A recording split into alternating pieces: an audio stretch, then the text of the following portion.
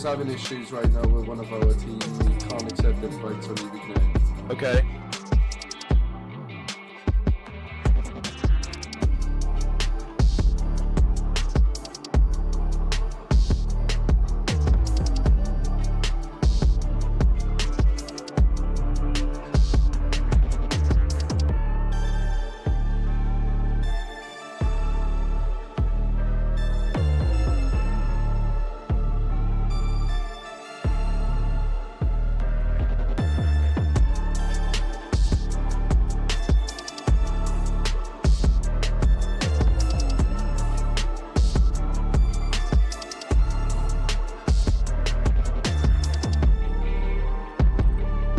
Yo, Shorpa, what's up, bro?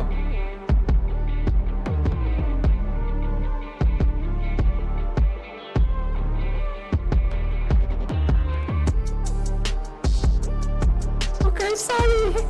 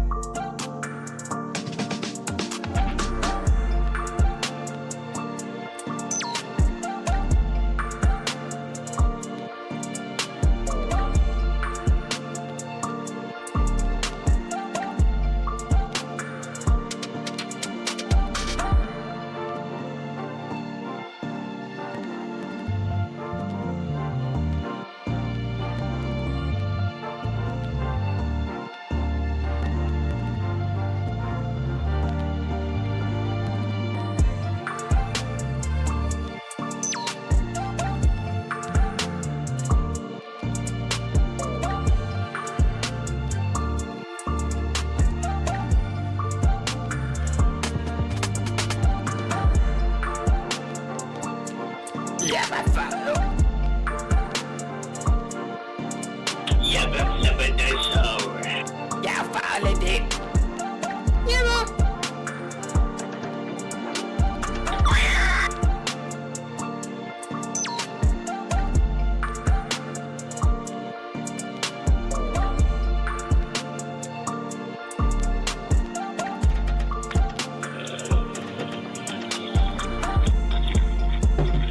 I'm sorry, but are you talking through a microwave?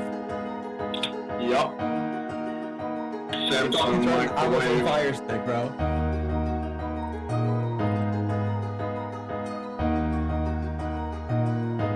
Did the microwave blow up?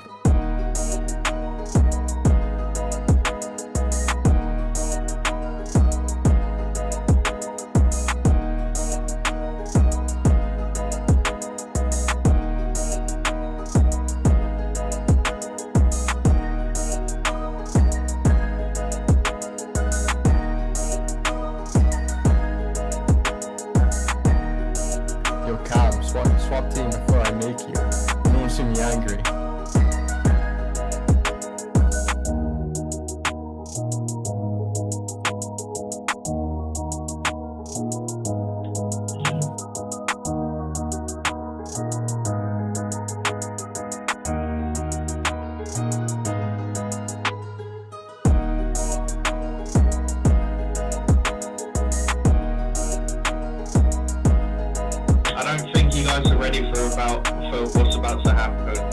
What just happened, dude? You left. Did the microwave blow up? Where? My push to talk is K, and I'll press stalemate. And I'll make sure we do.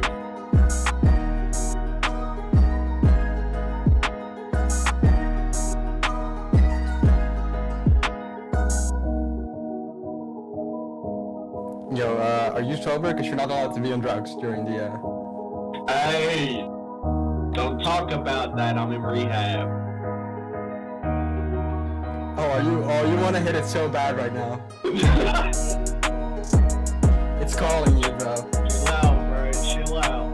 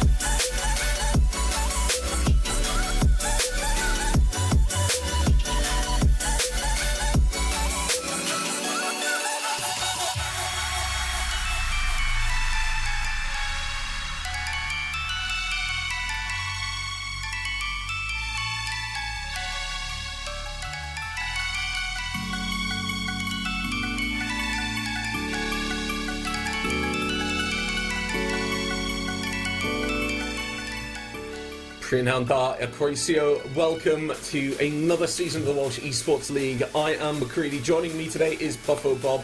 Puffo, you've been returning. This is the next in a long line of Welsh Esports Leagues that we've seen. How are you feeling as we're about to kick off Season 8? What better way to describe it? My heart's pumping right now. I'm starting to feel the energy, and we're not even in the game because Muhcreedy, today we have two best of ones. We have map one, we have another map. It's two different teams, and of course it's going to be still the group stages, which I'm excited to see who's going to be able to crawl on out of them. Yeah, exactly. So the first games we're going to see, we can see got the two groups down here, Group A and B. So the first game we're going to take a look at is Rejects and the SEA Dragons. We're going to start things off with them, see what's going on. Now, you've given me a little bit of background on the Rejects. You know, they got to the grand finals last time. They're looking to have that kind of control, have that dominating presence this time, but they are going up against the SEA Dragons. Now, the Sea Dragons, they're new. They're not really as kind of, I'd want to say, established in this scene at the moment, so they're looking to kind of come in here from Powers and really start the show, make themselves known. Is that going to happen today, though? That's the question. That's what we want to know. I mean, there's not really much to talk about for Powers because we don't know much about them. The Rejects, like you said, you've seen them before, you've seen them in the grand final. Maybe we can talk a little bit about them. Maybe, but we could also keep it just pocketed away for a moment because I want to talk about the map. Muhcreedy, normally when you're going into best of ones, right? Yeah. You'd be imagining, what would you be imagining in a best of one? Yeah, especially the first day of the season, you think, right, we'll keep it simple, we'll not give away anything we're not expecting, so you think of as much as you don't want to as a caster, as a player, you've got to think smart. You've got to be thinking about those comfort maps, your clubhouse, your cafe. Go to those maps, make sure that you can get the base wins in, then keep things later, you know, maybe in the back pocket, you know, your skyscrapers, your lairs, your night havens. Leave that to the later rounds when you need to show really what you can do at that crunch time. But Puffer, that's not where we're going. That isn't how these teams have decided to take this map, is it? Nope, that is not how it goes. It's not going to be your usual chalet. You thought we're going to be going to Fraghaven itself, Border. Oh, we love Border because this is going to be, firstly, because it's the first match of the season right now on the broadcast. At the same time, can we expect some spawn peaks? Are we thinking spawn peaks are going to be a thing? I'm feeling it. I think possibly, yeah, just because the fact that the map that we're going to being Border, it is that frag heavy map. It is one where a lot of teams will rely on quite a bit of gun skill. But most importantly, like I said, you want to keep things for the latest stage of the season, the latest stage of the groups. And I feel like spawn peeking can really shut down an attacking lineup. So it is a viable option to kind of keep those strats safe. But Puffo, we're going to be jumping into this right now. So let's take a look at these operators on maps like Border. I'm expecting to see shields taken away. I'm expecting to see that mirror taken away as well. What are we going to see? I think we're going to be going down that line. Maybe a bit of castle. These teams are really up in those leagues, but honestly, I can't agree more. I think they're going to be either going for the mirror or what are we thinking? Okay, Rejects can already catch us off guard with a first ban being the Ash. Now, I'm not sure if the Ash is going to be a bit of a target ban for Sea Dragons because one of their players is an Ash main no brain, as per call it. But, you know, if that's what we're aiming for, fine, make the players uncomfortable. I mean, yeah, taking away that Ash, that's a comfort operator that's taken off the board, and maybe expecting the mirror to still be there. The Ash is a really good way to deal with them. So if you want to play a mirror, the Ash is a good ban, but so's Twitch. The one thing that comes out to me, as soon as that cade's taken away, as soon as Damus is taken off the board, is there is one key operator on one key site that I am expecting to see. I am expected to see a possible Monty push coming out for this archive side. Is that going to happen? It doesn't seem to be the case, but you can see here that it looks like they've actually set up for something similar. They don't have a Monty, but they've got a sense through the lines of sight. They've got a Buck to possibly play down below, and they've got Nomads for that area denial. So I do expect to see the Sea Dragons try and go for that archive side, at least not that office. There's going to be a lot of speed in this attack, and I'd like to see how that plays out. Rejects, they've gone for more standard picks. I mean, they've got an Azami, they've got a Fenrir on the board, and they've got a Melusi. The name of the game, alongside this barbed wire, is just slowing things down. They have their roamers, they have their defensive line set up, they slow the attackers down, and they are in control of that round, in control of how the time works. You know, just to backtrack onto your point, not only do we see the Sens and all of that, which still makes it a possible rush, the second time we can think about it here is going to be that the defensive necessarily doesn't bring anything major to counter it. I'm not seeing a Warden, Smoke, Goyo, Tachanka, anything like a C4. I like it. The only thing maybe that could come in between them is going to be possibly the Melusis and Fenrirs, but of course that's a bit more in general across the map. And speaking about, there will be an opening kill here from the side of Possessive, as he's going to be having Cam R. Hops as his opening kill. Exactly, taking away that sense and immediately not having to worry about those lines of sight that the attackers could now shut off. That's taken off the board, but most importantly, that momentum's just got to favour the defense. Again, the impact run out comes out from Possessive. Able to find Snop, goes with the boss G, goes for another one, isn't going to be able to find it, but luckily Yellow is right there. Chopper taken away, and now Ronak and Prime Snipe, both players on SK Dragons, they are slowed down, they are sold out, and they are outside. They need to start closing the distance and get in for this push, but at the moment it's just an uphill battle, and right now neither of them have their hiking shoes on. 2 minutes left in the round, and the defense very much in control. Get yourself some teammates like the Reject, because a spawn peak back-to-back for lovely Possessive, and doesn't seem like they're going to be backing off of another challenge. We get to see the run out for the third time right now, and Sea Dragons are having a bit of a difficulty countering it. I mean, Border, this is the fashioned map you want to be sticking through. Somewhere else, we do see that Ronak is going to be picking up the first kill here for Sea Dragons. Mistaken Repel could have possibly even gone against him. Doesn't seem like it's been caught onto the defensive, but as it currently stands, a 4v2 is not something that Sea Dragons want to be kicking it off with, and yet again, on this map, keep in mind, this is a first-person shooter. If you're better in gun skills in general, you're going to have a good time. Yeah, they've got the time. They have the opportunity. They've got a minute left, and like you say, they can win these gunfights. A 4v2 isn't great, no, but they were in a 5v2 about 2 minutes into the round with the left on the clock. The info game, that's where this is really going to come in. These Fenriers, they're going to take their time, they're going to slow down the attack, and it's going to give that info away, which means the defenders now, like you say, they can start rotating around, get their defensive line set up. They've got a player in office, a player in break, that's going to shut down any push from the east side, and when Prime Sniper goes down, it's all down to Connor, able to get one through the wall, but it's going to be Wrench who takes down the last two and gets the first round in favor of that defense. A very good start for the Rejects, and almost all their kills from runouts. An interesting, aggressive start that we did expect to see, let's be honest. I saw it a bit towards their lineup. I mean, they were rocking the Baji. They were going the dog. Yeah. I think that screams out, we are bringing the fight to you. But again, it's still unexpected, right? It's their first match into the group stages, and they're already bringing such aggression. If that doesn't scream confidence, honestly, I don't know what does. But Sea Dragons, if you won't be able to backtrack against it, or at least set back this out of Rejects and punish them for their mistakes, it's going to be a bit more difficult continuing on, especially because you're still on the attack. You want to make sure that that aggression from the attack, the essence of the attacking side, is kept for you, yourselves, and your team. As now we're going to be going to bathroom. We still get to see the Baji from Possessive, but the rest of the operators here are yet again going to be a bit more towards strategy.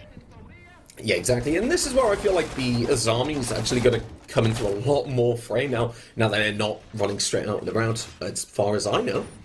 Because they still have that Azami on the board, and remember, Ash has been taken away. That operator perfectly combined, perfectly their position to get rid of that utility and stop them from having those power positions that Flair is no doubt going to be setting up. That's still going to be on the board, and the attackers still have to deal with it.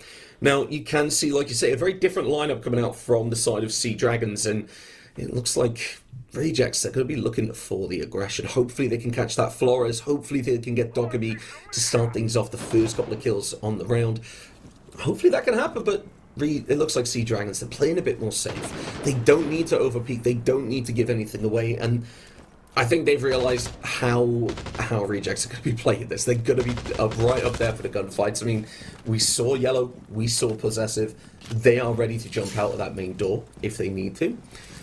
Looks like it's going to be over towards that square side. They're just going to get that vert open, and Flores can hopefully do their work. But Shopo has to be careful. The droning has to be done from the attackers. Otherwise, it's just not going to work out. That's going to be Ronak taking a kill and takes Ranch off the board. Yellow has a lot of damage over towards break, but hasn't done much in return. They're just going to have to try and find their way back to site, and it doesn't look like Sea Dragons have cutoffs in place. They don't have anyone over towards that passport door at the moment. They've only got the vertical pressure there. C4 comes out, will find its mark, evens things out, and that means that Yellow not being picked off with that cutoff is going to have a little bit of revenge and will stay alive later into the round. And a 4 versus 4, the Flores, the util removal operator taken away, as Yellow is able to find Slop as well over towards that east stairs again. And it's decided as the Dokkaebi scan comes out, they might not want to go for the run out, but they do! They're able to find Prime Sniper, Dokkaebi's taken away, and again, it looks like they're going to go for another one. Remember, Possessive is still alive, is still on the board, the damage goes out, but Yellow's not going to be able to escape that east stairs. And that's going to be Tachanka coming over to help that out and hopefully get that player back on their feet. Going in for the resurrect. Yellow might not have won the war, but definitely got out of the battle with his life intact. Shopo trying to find these ones yet again, especially outside bathroom window. Does almost catch the Azami Lakin, and the repeats from Rejects are definitely going to be screaming loud and proud. A bit of damage onto Flary, but not going to be giving up. As a fantastic shot on, completely shooting out the attacker in their final few moments. And speaking about the final, one more player remains.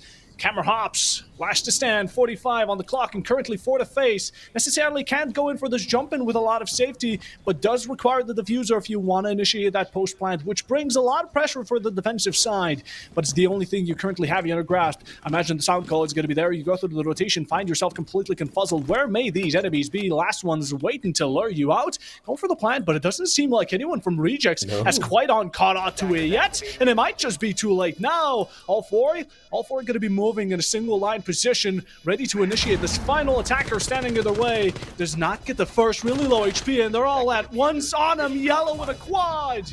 And Reject's even gone for some tertiary team kills to see as no. who actually gets for the Shumika claims the last. You could say Cryrim is the final winner, and of course more than enough time to come out with it. And just like that, Rejects have gotten themselves the second round.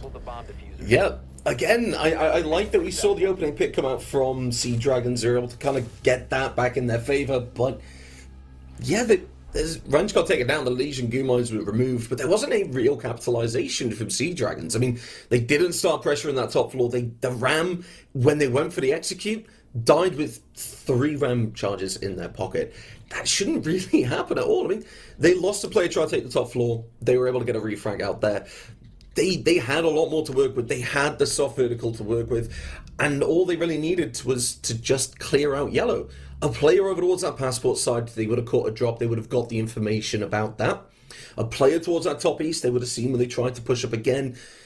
It was a little bit too one-dimensional for myself. They a little bit too focused on getting into sight, getting the plant down, and just kind of fobbed off the top floor, which, when it came down to it, they had 1 player left. They only had Camsat with that Ram charge, had to push in, didn't have any verticality to work with, and that means we are going to see, like you say, Rejects picking up their second round in this game. Now they're going to be heading to the Events Workshop site, and this is one that I love because, again, it subscribes to the principle of it is a top floor site. I don't know what's happening. A top floor site, there we go, until the last 30 seconds. There is that vertical hold, there is the vertical pressure. Yes, that is important because you will see Sea Dragons hopefully putting pressure on the windows.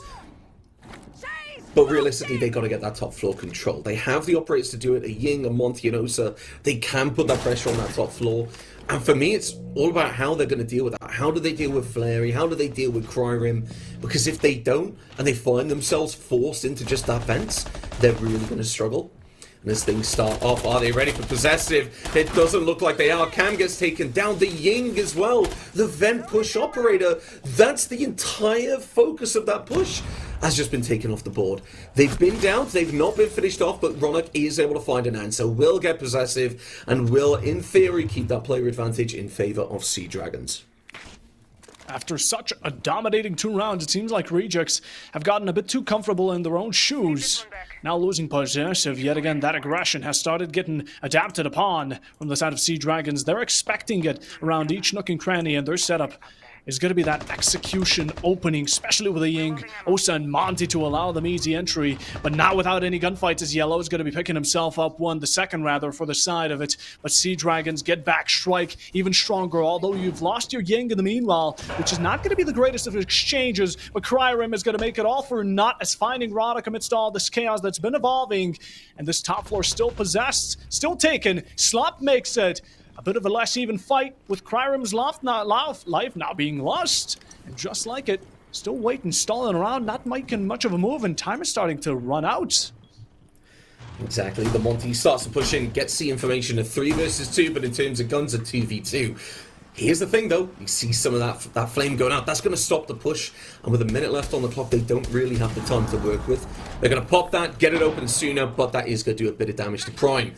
The vertical is there, the SMG is there, and with the shotgun waiting with a C4 in pocket, a minute left, and it looks like this push is going to go in the favour of the defense again.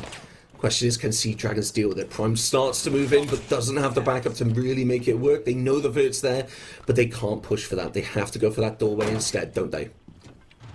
They've been too reliant on this one entry, the window alone, and the door alongside of the Monty now got to make a bit of a step forward. Now Prime trying to get the plant down, even turtling on the shield behind him. He also gets caught off guard, took damage enough to take him out. Flary's still going to be upstairs, and little do you know that one's on main holding. The plants are down. At this point, he might be locked and loaded. Monty has covered himself up nice and easy, just like that. Done and dusted, looking to lock it out. Simply stand on by like the wall of China you are. Pistol flick for the final. Slop gets the last say. But in general, a good round from Sea Dragons as they're able to execute. Yep, and pick up their first round on the board. Now, for me, it comes down to that verticality. That round was played well in the end game. They pushed in the Monty. They realized there was only one above, so only one could be contesting it. So the Monty, they win a 1v1. They win that, especially with the Nomad playing that main door. They got the plant down. Flurry wasn't able to really stop it, and neither was Ranch, and that led to the round win. But again, that top floor remained in control of the defense until they decided they had to drop down. They didn't put that pressure upstairs, and that does worry me for the next couple of rounds that we're going to see on this side. The Monty ban and the Vigil ban, neither of them really surprising considering what we saw in the last round and the first round. Two very impactful operators. They've had a lot of control in the rounds, so to speak, and I think when Sea Dragons needed that Monty to win that round, in the way that played out at the end, I feel like that makes a lot of sense because they're putting the onus back onto the Sea Dragons to find out something else that works. And the first thing you see is that a Blackbeard's going to get brought, isn't it? Yeah, the Blackbeard is probably going to be the best substitute if you want to bring in Osa as well, but Amonte is without a doubt the safest shield operator in this entire game, has the most protection, even can survive blasts from C4s and alike. So as it currently stands, we're going to have to see how Sea Dragons can kind of keep their own shields alive. But without a doubt, I would love to see Rejects even utilize that clash a bit more. At the same time, I love and South Sea Dragons. You know, upstairs wasn't an option. They didn't want to necessarily challenge Flurry, so they just ignored it, went downstairs straight to site. That's not necessarily going to be an availability this time around, seeing as we're going to be on the top ground yet again. And in the meanwhile, this is where Rejects kicked us off with a lot of aggression. Now, the operators aren't necessarily too imposed on it, but Possessive being on the yellow does worry me. Yeah, I mean, I feel like Possessive can make it work. I mean, they didn't ban that Vigil because of the utility. They didn't ban it because it was getting by flank drones. They banned it because someone was really stepping up and really getting a good time, a good game, a good couple of kills. So banning that operator doesn't affect the player as much. They will have another operator they can pick. They will have something else ready. And it feels like Ella might just be exactly that. Now, Sea Dragons, though, they are positioning for what looks like an east side take. They've got the Blackbeard, the Glaz for the long angles, and the Ying as well. This means that they can go for a fast execute. And again, they bypass that clash. But they need to be fast. We talked about the rush earlier. I'm thinking it might come to fruition. I'm seeing the Glaz, and that's quite a sign. But oh, well, speak of him, Schlop is going to be finding himself a kickoff. A nice opening here onto none other than Ranch, which sadly we won't be able to see all the goons utilized this time around. Exactly, and now that round, like you say, they've made their presence aware, so the defenders are going to start rotating over. This means Ronick can start putting pressure over towards that office side because the defenders, Yellow, needs to head back to site. So does Possessive, but they need to deal with the east side push. They need to deal with Ronick, who's going to jump in that office, take that gunfight, not be able to land it. It's going to be Cryrim who keeps them in the field. And with that line of sight just been made over towards that office wall, that means that they can contest that a lot more powerful. And Sea Dragons, it feels like they've just stalled. They lost the player in office. They have the players where they need to be for the push, but they're just not ready to go for it. You don't feel like they're confident in this. And Cryrim will find Slop, takes down the Glass, and now Prime does have an answer, but that's the key impact operator taken off the board now. Ying, Candelas go out, Blackbeard's ready to push on, but they have to move forward. There's just no pep in Sea Dragon's step. For the Candelas, 3, or rather 2 more remain right now, third one being chucked, and just like it, we do have quite a split push here from the side of Sea Dragons. They've separated 3 ways for singles. In the meanwhile, Rejects, though, are going to be sticking together like one. That's the type of teamwork that I'm willing to see. The push necessarily not best to orient, but Sea Dragons are going to be a team here that can make it work from the attacking side, especially with the amount of cutoff rotation potential they have, but all down to Prime, because if that diffuser is going to be dropped, it will be quite troublesome. Possessive going to find himself in a troublesome situation. In the meanwhile, Shoppa elsewhere, able to find Flare amongst all of it. A Ying down, going to be very unfortunate for the attacking side, seeing as the blind was there at the same time, and a rotation a bit too late from the side of Prime, as only 20 seconds remain here. Pings are information as well. Not able to pick him up. Possessive there to finish the job. And now with the final 2 incoming, the Clash Shield is they're going to be there for great protection on the half-wall side when you want to push towards it. The Chopper right around the Izami gets the protective barrier up, able to move as well. Main breach going to be contested with 5 seconds remaining. You need to secure your teammates, but not being able to win that gunfight will result in Yellow outside, stranded alone. And with a round yet again going for the defensive. One that could have really been won by Sea Dragons, but it just wasn't there. They had that opening pick. They had a player over towards the east side. They could have got aggressive. They had a Glass. They had a Ying. They had the Blackbeard to contest it, put that control on. But it just felt like they were waiting for things to come into place that were never going to happen. They were never going to get those players together at the same time. They were never going to get that push coordinated. They just let Rejects walk back up. Then they lost the Glaz. Then Blackbeard just really didn't want to push. They didn't want to take the fights. And with the operator that is, a Blackbeard, that can't happen. The Blackbeard needs to control the pace, control the positioning.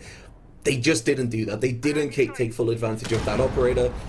And then they dropped off site. I feel like that was the real problem. We saw Shopo on site at the end. They could have still won it. They could have still got those last couple of kills. But Prime was all the way down in that office side, that teller's area.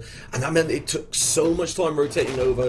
Shopo had to go for the kills. They had to try and take 3 one-on-one engagements. That just wasn't going to happen. Not with a team like Rejects playing like they are at the moment.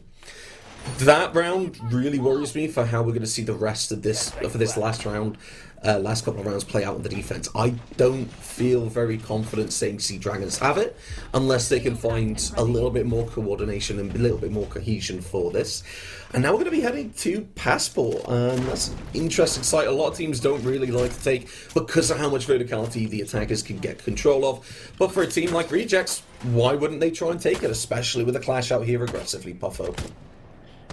Not necessarily too sure if the Clash is going to be the best move to put your shield outside, especially seeing a Shopo could possibly deny it. Goes for the shot and actually finds the utility. In the meanwhile, an unfortunate leave of a player, Ranch, will be going his own way. And now Rejects left with 4 players, a casualty not necessarily caused intentionally, but Sea Dragons are going to be thriving off of it nonetheless, although not for much longer. Possessive going to find himself a 2 pickup, easy, run out from main, and just like that, not only has verticality been limited down to soft breaches alone, but at the same time, Thatcher will be gone, making breaching that much more difficult.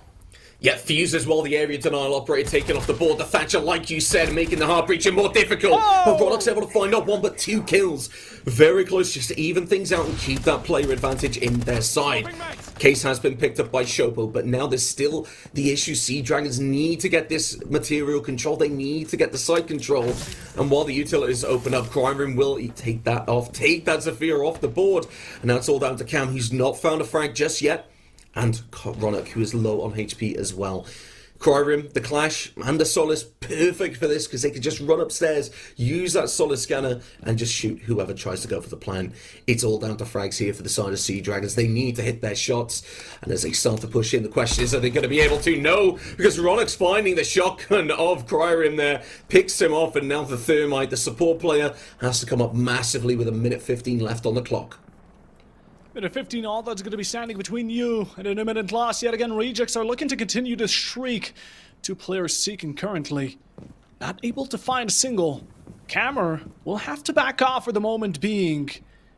Go for the diffuser, that's your best pick currently. Even spots a run out. That phantom presence, not going to be the easiest on the nerves, but one right around the corner looking to have a cheek peek. Does he find the value? Knows about it. Shots are going to be revealing their position. Goes in for it, and Yellow able to come out on top against it, finding the final kill necessary. And just like that, a 4th round already gone for the defenders due to pure domination. Yeah, the Castica is coming in beautifully for you there, Puffo, saying, oh, it's even things out. Possessive, no, just going to go for a swing, get a couple more kills, which I'm sure we're going to find. But look at that from Roddock. A real opportunity being made that, unfortunately, the rest of the team just wasn't able to really capitalize upon. They went for a push on their own to try and push it at the end, and I wish there was more to be said about that round than they got a couple of kills and Rejects brought it back, but that's what it was. I mean, we saw the Solace, the Clash combo. They were able to just get the attackers taking one-on-one engagements. That's not how it should work. Not with 2 players left on the board. They should have had Camo there to back things up, but oh well, that round's over. The best Sea Dragons can hope for is a 4-2 split now, and they're going to be heading to Bathroom Tellers again. The last time we saw this side, Puffo, Sea Dragons, they struggled to get the top floor control. They struggled with the roamers. They got one of them, but there was still the opportunity for the rest of them to get up above, and they didn't take control of that verticality, which when we saw the last round, the same thing happened. Prime got taken off almost immediately. I worry for how this round is going to play out, and I need to see Sea Dragons step up with their roam clearance a lot more, because if they don't manage it, they don't get to enact the plan they've got with those fuse charges, with the Candelas, with the glass to get that fast execute on the site.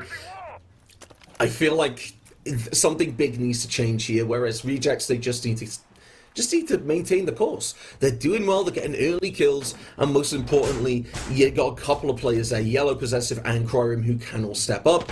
A quick trade to start things off, though, the Ying and the Yellow will be taken away, but the impact player of Possessive is nothing to be sniffed at for the attackers. They need everything they can get, and they're about to get some cams as well. Not if Cryrim's ready and says anything to say about it. Goes in for it, and Shabo gonna surprisingly find one. Chain link elsewhere. Slobzilla able to catch on to Flary's case, and just like out of nowhere, yet again, it seems like Rejects are gonna be having a taste of their own medicine. Sea Dragons fully utilizing majority of their smokes, the shield as well, going in for the default, and not even having a realization about a Yellow. Too occupied with trying to get the phone back in order. The C4 there, not able to connect. Class finds another through the smoke. Vision gonna be clear, and only one to remain here. Will Yellow be able to step up and find the 5-to-1 split, or will it be closer than we imagined? Last one right around the corner, not going to be revealing their head. Even nicely shield teched behind. Keep yourself safe, buckled in as well. Deagle there for the final, but laying down for the exchange. And Sea Dragons, with their second round, was a bit of a struggle, but at least they got a better roam clear. Yeah, I mean, that was much better from them. I'm just so upset to see it being so late into that side, being literally the last round. They got the first player, they got that trade, okay, that's great. But then they were able to capitalize upon it. 2 kills very quickly followed. The defenders, they didn't have the opportunity to have that top floor. The attackers, they felt a lot more confident. They got 3 players taken away. Yes, the last players are Valkyrie and Warden, the 2 information operators, but when they had a glass, they could stop that. The Blackbeard took that aggression, took that control, and went for it. That was much better from Sea Dragons. They really took a lot more advantage of what they'd made. And I want to see them do this on the defense, but this is different now that they're going on to the defense.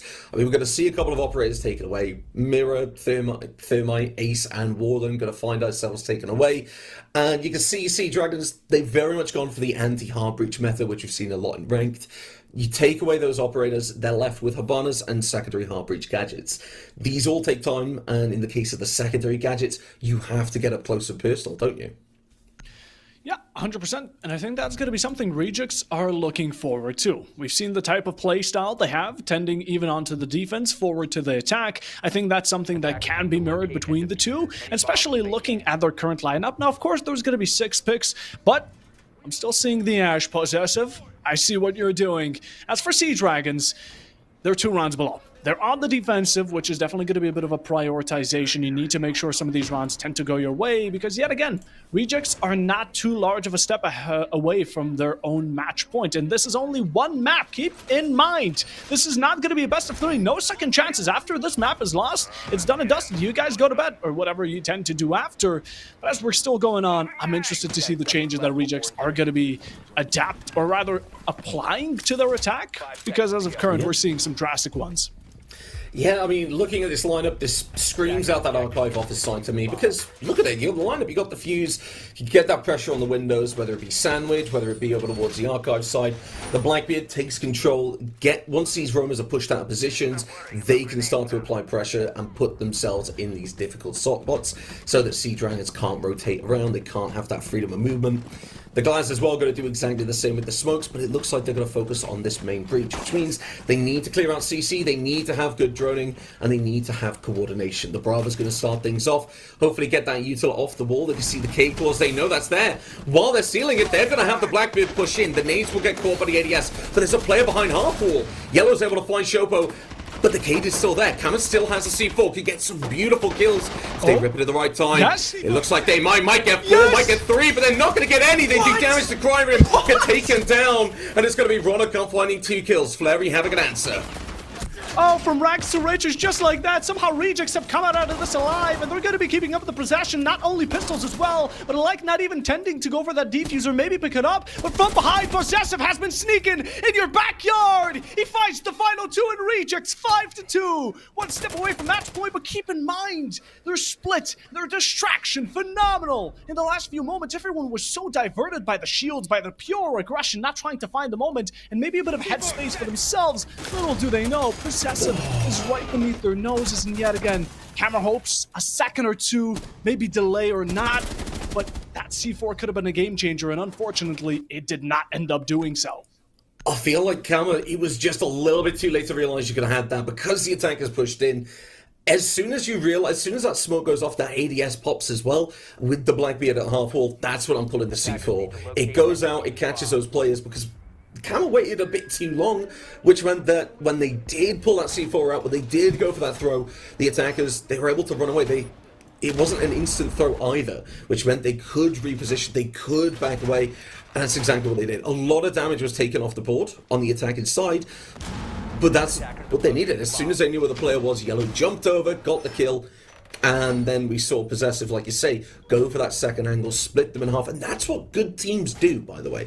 They will have that second element of attack, that second tip of the spear, just to try and catch these players when they're looking behind, when they're not looking behind them, when they don't have the flank cameras. That was very well played from Rejects, and now going on to the bathroom tellers, you can see Sea Dragons, they don't want to waste a thing, they don't want to waste any opportunities, they're just going to try a different site. The first one didn't work, now we're off down below. Yep. Rejects now realizing the potential they still have when it comes down to operators. Sea Dragons may have banned out the hard breach, but that's not where they're looking for yet again. They've been all around comfortability zones from the very beginning. Of course, they're going to be picking up the Ash, hence why they also banned it against Sea Dragons. The Monty, the Deimos, without a doubt. It's an interesting lineup here we have, but it definitely screams Wrench leaving the lobby yet again. A follow-up from Ronak. It's all just going downhill unless we get a double. A miracle required here for Rejects to turn it around, and maybe Sea Dragons being a bit too cocky. But as the moment still stands, everyone's trying to play it safe. And, I mean, Sea Dragons, they know the advantage they've been given. Now they're just looking to play off of it. Exactly. They don't need to play so aggressive on the top floor, but if they do, that means they're going to waste a lot of time. They're going to waste a lot of utility for the side of Rejects, having to flush them out, having to find these players, and they are going to be wasting these Deimos scans, because now that could just rotate back to site. They will take a bit of damage from the Deimos through that window, but that makes a lot of sense because you're running it. The big pick, though, is going to be Flary finding Ronak, taking him down. His prime gets taken away as well. And suddenly, just like that, Buffo, we've evened things up. The attackers have that top floor control. They have a Deimos, which could do the vert. They have a Monty, and they have that Thatcher. They can get this breach open if they want, but they don't have any hard breach to deal with it. They're just going to put the pressure on anyway. Why not just use it? Let's just use all the EMPs because we're not going to need them elsewhere, are we? They're going to rotate over and we're going to see Deimos try and get another kill from that verticality. And a minute left, the attackers can make this work. Loving how Cryrim has tried his best with the sound breach on a reinforced hatch. I can commend the effort. Meanwhile, though, without a doubt, the Rejects here are going to be realizing how much time they have remaining, the situation they currently still stand at. A lot of utility they need to ram on through if they want to find their grasp over the site, and Yellow's not going to be wasting a single moment getting to it. Quickly pulls out the guns he's looking to pull. No punches in the meanwhile, but finding these ones might be the most difficult part of it. Again, the attacking side split up nicely. It's worked multiple times before. A 2-to-1, the Monty on shield does step in and actually finds a kill. Yellow even coming out, and missed shots will be going against you, thriving quite nicely. Sea Dragons only one more to rely on. And Slop now lurking corners, trying to find the opposition, maybe the momentum, but it's simply not there. He has no information besides this Monty that's facing him head first, and Yellow there from the side finds a kill like the last, and just like that, Rejects have now claimed match point. Yeah, I feel like we're seeing just night and day at the moment. Rejects, they have the potential, they have the coordination to split apart. They can go around and say, right, we need these people to go and just push onto site. We need these attackers to just hold their ground and just wait to push together. The Monty's pushing through as we see the other players. We're seeing Cryrim, we're seeing Possessive Flurry start to move forward and go for that push. And it's something we just didn't see from Sea Dragons on the attack. I feel like in that situation, we expect to see, at least in that endgame, at least one kill coming out for the defense, because they're forcing a Monty, they're forcing a Thatcher and a Deimos to take close range engagements. A Monty was taking a close range engagement by themselves, and they were still able to win it out. I feel like a defensive team with players on the board should be able to have crossfires in place to deal with it. They should at least be picking at one kill. Yeah, I know we saw a little bit of a double peak coming out, but it wasn't entirely. I mean, even the castle, I would expect to get something. But when you put in that 1v3 scenario, you've only got the Monty in your face that's giving away that information. It's such a difficult spot to be in. A 2-player advantage Sea Dragons had, Puffo, and now they have found themselves staring down the barrel of match point in, like you said, a best of one. Starting off Season 8 on a loss. It's not a position you want to be in. Match point. 4 rounds flawlessly needed to be executed by Sea Dragons in order for this match to continue into overtime. Otherwise, it's sayonara for today's best of one, and on to the next. But until that happens, I've been loving that Sea Dragons have been looking to replicate some of the comfortability that Rejects have displayed earlier into these rounds in their own first defensive half. Spotting the Caveira here from the side of Prime. Now, I'm not necessarily sure what the intention might be, but if he can get an interrogation, even more props to the defensive. As of the current, though, again, we can take a look at how different these teams play. One is focused more towards strategy, trying to keep their basics and playing by the book, as in keep the breach, keep yourself in sight, play it a bit more close and personal. But Rejects are playing as this map favors, aggressive. They're playing comfortable. They're playing guns. I mean, at this point, you just have to think, Sea Dragons, when will you learn your mistakes? Yeah, I mean, I like the idea of trying to use a castle to force these tight gunfights that favour yourselves, and at least they're on the top 4 side, which is the one you expect them to win. But, and that's the big thing, Ronak is and Slop are the 2 players that are actually really stepping things up. The rest of the team is struggling to get kills. There's only 5 between them. Ronak's able to find another one, though, and a grenade will get Flary down, but the refrag will come through, or at least the revive, and it means that Prime Snipe is not going to be able to get that kill confirmed. They might not even know that they're down, so the impact will not go out to get the kill. They're not even going to get the interrogation, and they're playing still over towards this area. They might need to rotate back to side. They've not got a great survivability, so do they really want to take the gunfights? They shouldn't, because Flary's got the gun, finds the head, and the seemingly unsuspecting Cav will go down yet again, putting themselves in a 4 versus 4. Office is taken for the attackers. Possessive finds Slop, and now they might just walk onto site here. They might just walk onto site, or rather, in even better terms, rush and dash on in. Possessive finds himself the second, and just like that, Flary's going to be putting another one in the grave. Only 1 more to remain. Camera, the C4 earlier, not to be executed. A same position, an absolute struggle. Possessive with a team kill there. Oh, poor Blitz didn't have much of a mention in the first place, but just like that, Rejects have taken this 7-2, a dominant performance. And, well, I necessarily wouldn't say that this was completely one-sided, but they took it quite in some fashion. Yeah, I mean, it was very controlling. It was very much Rejects losing rounds to Sea Dragons necessarily winning them.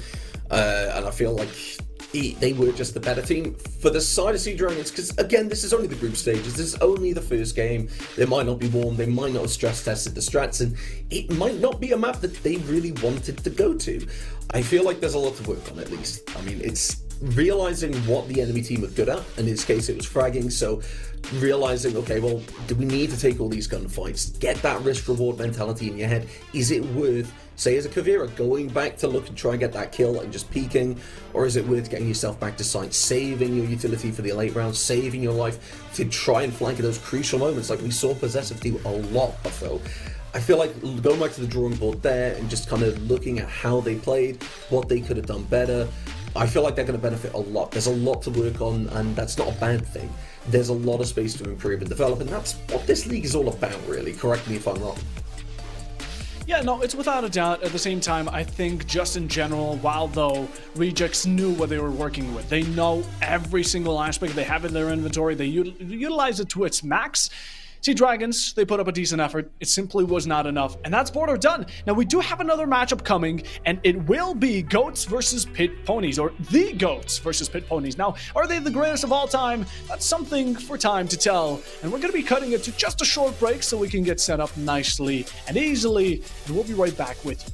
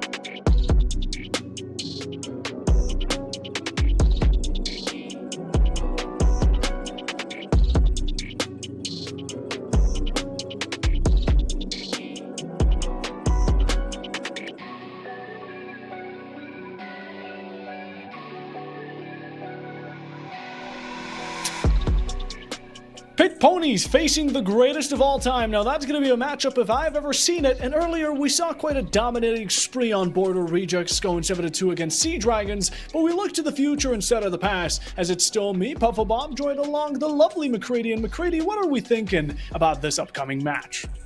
I think I'm quite excited to see it, and I'm going to disclose there's a little bit of bias going on here because I know a couple of the players on the side of Pit Ponies. I know, most importantly, that there are players there that do have a lot of comp experience at a much higher level. I know Manny's one of them. I know Max D. They've also worked as an observer for higher level events. And Santa Finley has also worked on that line, so I'm expecting to see good performance coming out from them, but I'm really excited to see the GOATs. Now, their game went up 6-5, they were 7-5, they were just able to get it before it went to overtime, so a much closer game than the first one, so I'm hoping we see that in our second game. Now, we don't have too much to talk about, let's be honest, Puffo, but what we can talk about is maps. Ooh, we do have a single map here, just like earlier. Only one to talk about. Now, we said that normally you'd be expecting something usual, which is going to be the case this time around, as I would say the three most picked best of one maps are usually Chalet, Clubhouse, and what we currently have, which will be Nighthaven Labs. McCready, tell me, are you an avid enjoyer of Nighthaven? I do enjoy it, yeah. I think it's a team map that a lot of people hit ranked and people didn't enjoy it. There was a bit of skepticism, especially from myself going in when it went into the map pool, but it's definitely solidified itself as one of those kind of core maps. Teams can really just get comfortable, get strats at work, and just focus on that. I mean, I know a lot of teams, like one of the big changes you see between ranked and comp is a lot of teams might prefer the control room, the storage site over kitchen dining, but that makes sense in the verticality aspect. We are going to see Blackbeard and Cade as we start taking a look at our bans taken off the board so far. And Blackbeard, I mean, we've seen the impact that Blackbeard can have, especially when you think about choke points like Connector and Rafters. It just kind of explains itself, doesn't it? Yeah, 100% it does. Now, normally, there's two options attacker bans tend to go nowadays. It's either going to be the Heart Breachers or it's going to be Shields. And I think we were taking the latter path in this one. But for the side of Pit Ponies, or rather for the side of Goats as bans, we're going to be getting rid of the Cade, which isn't followed up by a Bond Bandit or a Tuberal, but rather a Clash, which is an interesting mix of the two. We're going to have to see how that affects them as we're going to be going into the first round. And, I mean, right off the bat, let's talk a bit about Nighthaven. You said it was strategical. I 100% agree. Compared to Border, it is nearly not as frag heavy. You need to get your setup in order. You need to get the execution on point. And of course, utilities there to have a lot of importance. Yeah. And I think the one operator brings so much utility, because we've seen the Cage, we've seen the Clash, they're banned. I'm not going to talk about them. It's the Valkyrie, it's the mirror, it's the information utility that's being brought from Pit Ponies. I feel it's going to have a massive impact. And as well as that, let's talk about that mute. Legacy, take away that drone, take away the information. Maximize your own, minimize the enemies. That's what Pit Pony are thinking of at the moment. And playing with the mirror windows, it means that these lines of sights are a lot more controlling for the defenders. They can focus over towards that Rafters side. They don't have to overpeak. Same with Connector. They have control. There's phantom pressure that's made by them. I know you'd love to talk about it because phantom pressure is so important. Alex Noah is going to start things off and finds Manny, takes that Tuberal off the board, the DMR, the C4, it's all gone. And now Pit Ponies, they're going to start this round with a dedicated camera operator. The breach hasn't opened, the defender's already taken off the board. So a very strong start for Goats as they start to apply that pressure that we talked about. Fantastic prioritization on who they want to be taken out. Manny not going to be able to continue on to this round besides being booted down to Evil Eyes and main cameras. As for the rest, Goats are going to be trying to force split this. How you want to approach Nighthaven is without a doubt two-sided. You don't want to go through the breach alone. You don't want to go through the connector alone. You want to take the best of the two, or at least be it one way or the other. Now, for the side of Ovi, you're going to be taking heavy damage. Mutes are going to be quickly out of accord. Same goes for the man, the myth, the legend we just spoke of, thanks to CGology, putting that AK-12 to use and finding the second kill for Goats. What incredible name. I love CGOLI. Yes, finding a second kill for Goats, getting that breach open, and with the help of the IQ down below, really starting to give Goats that aggressive start to the round that they wanted. Very strong start, feeling very confident. I like this. I like what they're doing so far, and they're getting the flank drones around nearby as well to make sure that they don't get caught off guard, to make sure that they don't have somebody just rotating down below trying to pick them apart. Now Pit Ponies, they are very split apart. Those Rafters taking that mirror window means Yogi and Welsh Lad are going to have a lot of ground to cover between them. They can't rotate to back each other. They are left for their lonesome. Yogi focusing towards connector. C4 goes out, doesn't find its mark, and as the window opens up, probably wishing they had that C4 in pocket. They can go towards that connector. So they do that, and a push comes out from that rotate. That means that the attackers might just take control. Goats, very dominating position so far. A bit of damage comes out, finds Welsh Lad. Max is going to fall as well on a peek towards Fish. And it's all down to Young Yogi as Geology walks in and a flawless round to start things off. A flawless round indeed. At the very end stage, the attackers had more than enough utility to work with all around, but all they brought was guns and aggression, and so they got away with it. From the very beginning, they displayed it, and they continued doing so that into the later part of the round. First round for Goats. Good beginning. I like it. Again, punishing pit ponies for not stepping into the right direction. For a matter of fact, stepping right into the line of sight if you're in your enemies is not going to be a good beginning, especially when you're picking up operators such as the Izami, such as the Tubarão. Goats had a fantastic beginning of a run, and again, I would consider this map to be a bit more defender-sided, so pit pony might want to savor some of these rounds for yourself, especially considering that the first half matters quite a lot. And it kind of acts like a blueprint, right? When you get yourself a 4-2, a 5-1 split, 3-3 be it, whatever, once you switch over to that second half, that's where you have to continue off of and build that momentum to the match point. Yeah, I feel like I have to agree, because this is a map where we saw two players get taken down very quickly, and then Goats were able to just run with it. Pit ponies, they need to play a bit more carefully, a little bit more passively, let Goats try and use some of this utility, and just don't give them just easy wins. You've got to make them work for everything, because there has to be a trade-off in everything you do.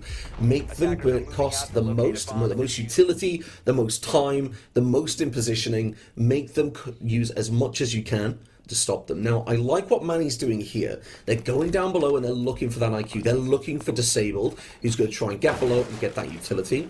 Are they ready? Most importantly is my question, but are we just going to see Disabled spot that pulse? It's a very simple counter. I could very easily pick this player off. They will get spotted, and Manny's taken off the board, and what felt like a counter has just turned into a freebie. Even a bit of tertiary in the chat, playing that mental game, as if.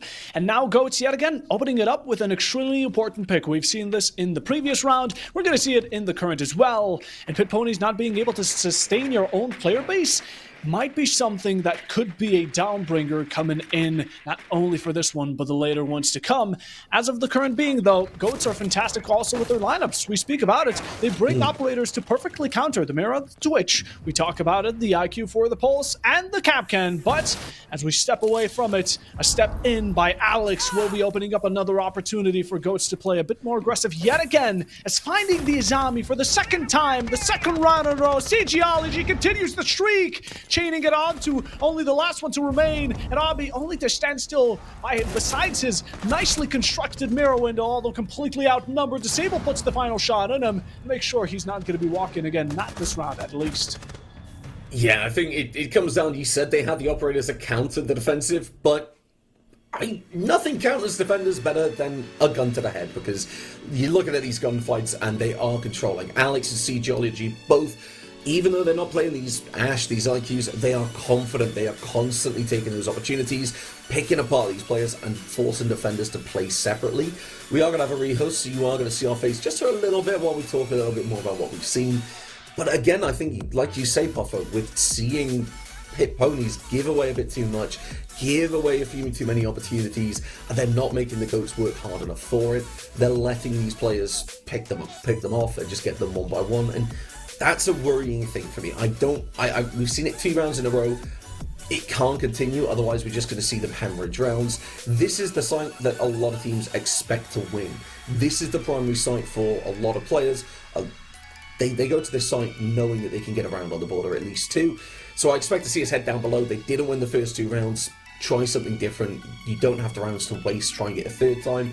Head down to that basement. Maybe try a tertiary site. Just something different.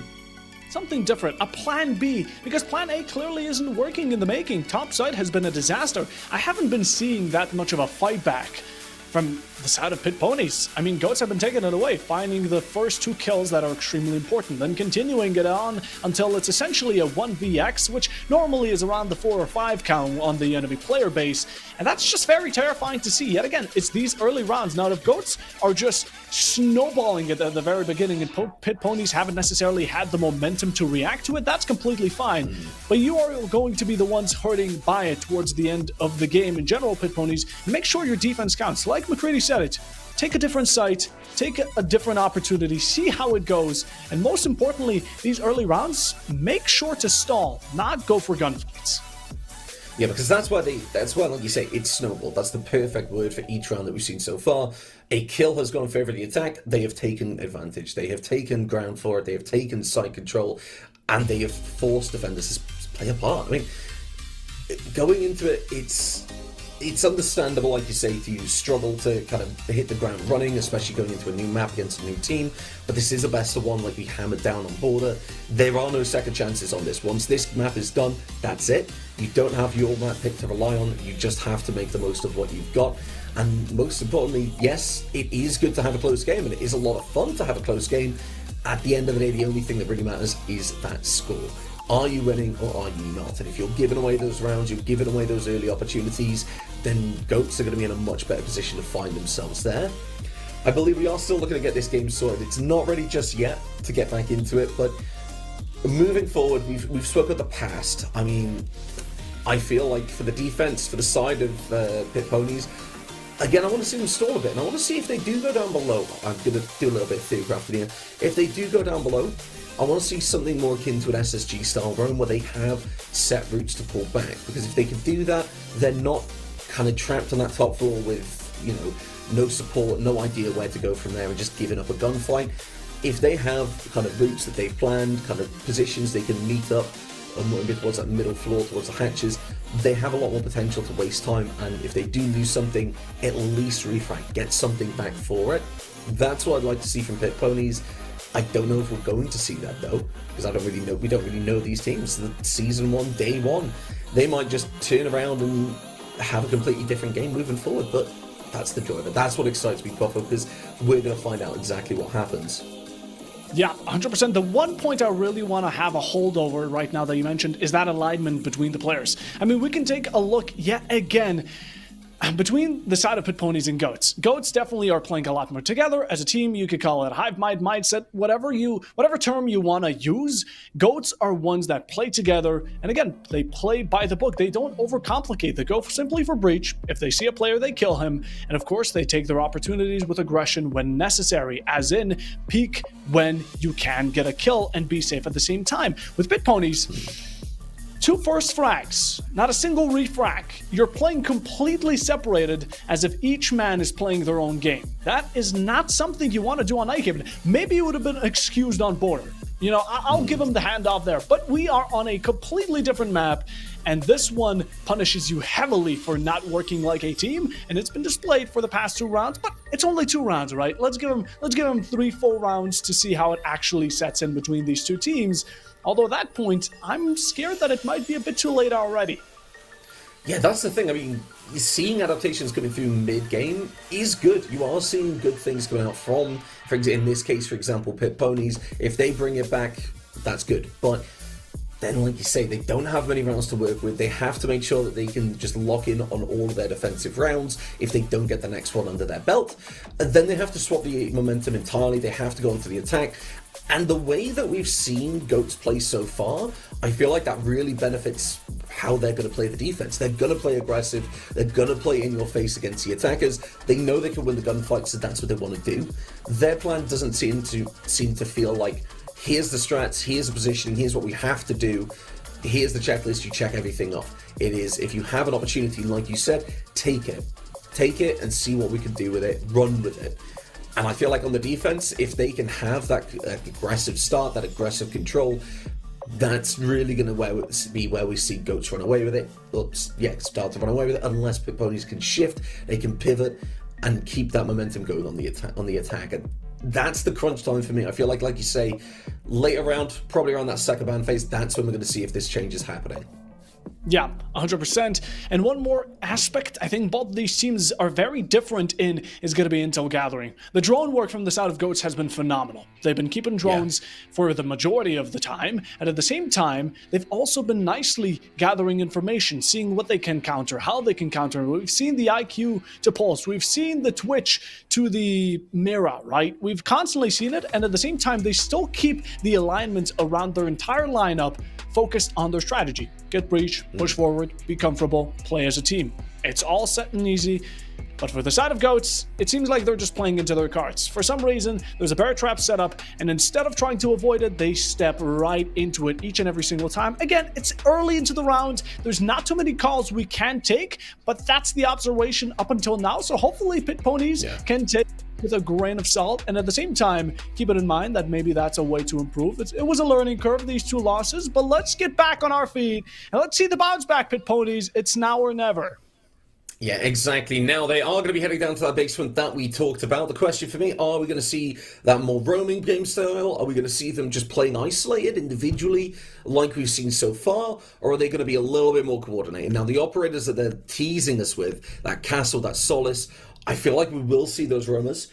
And now how do they play together? Is that cohesion there? Do they have roam duos? Are they, going for reflex together? I know Max D can win the gunfights. They've got really good gun skill behind them.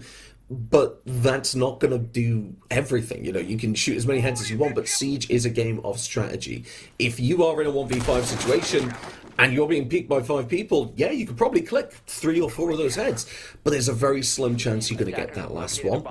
Again, we can see hatches start to open up. It does look like they're going to be playing together. The information from the Valkyrie, I like this. They look like they know what they want to do, and they're going to position for it. But that camera, like you can see, Puffo, being safe, means that they're going to know that Valkyrie's there. They know these hatches are going because they've heard the audio cue, and they've spotted the Valkyrie. So they're going to know C4s are on the board. Pit Ponies of 3. They're going to try and get a kill off of each of them, and maybe even more than one. And those Valkyries are going to be massive. Disabled, luckily, is going to be there to hopefully deal with that.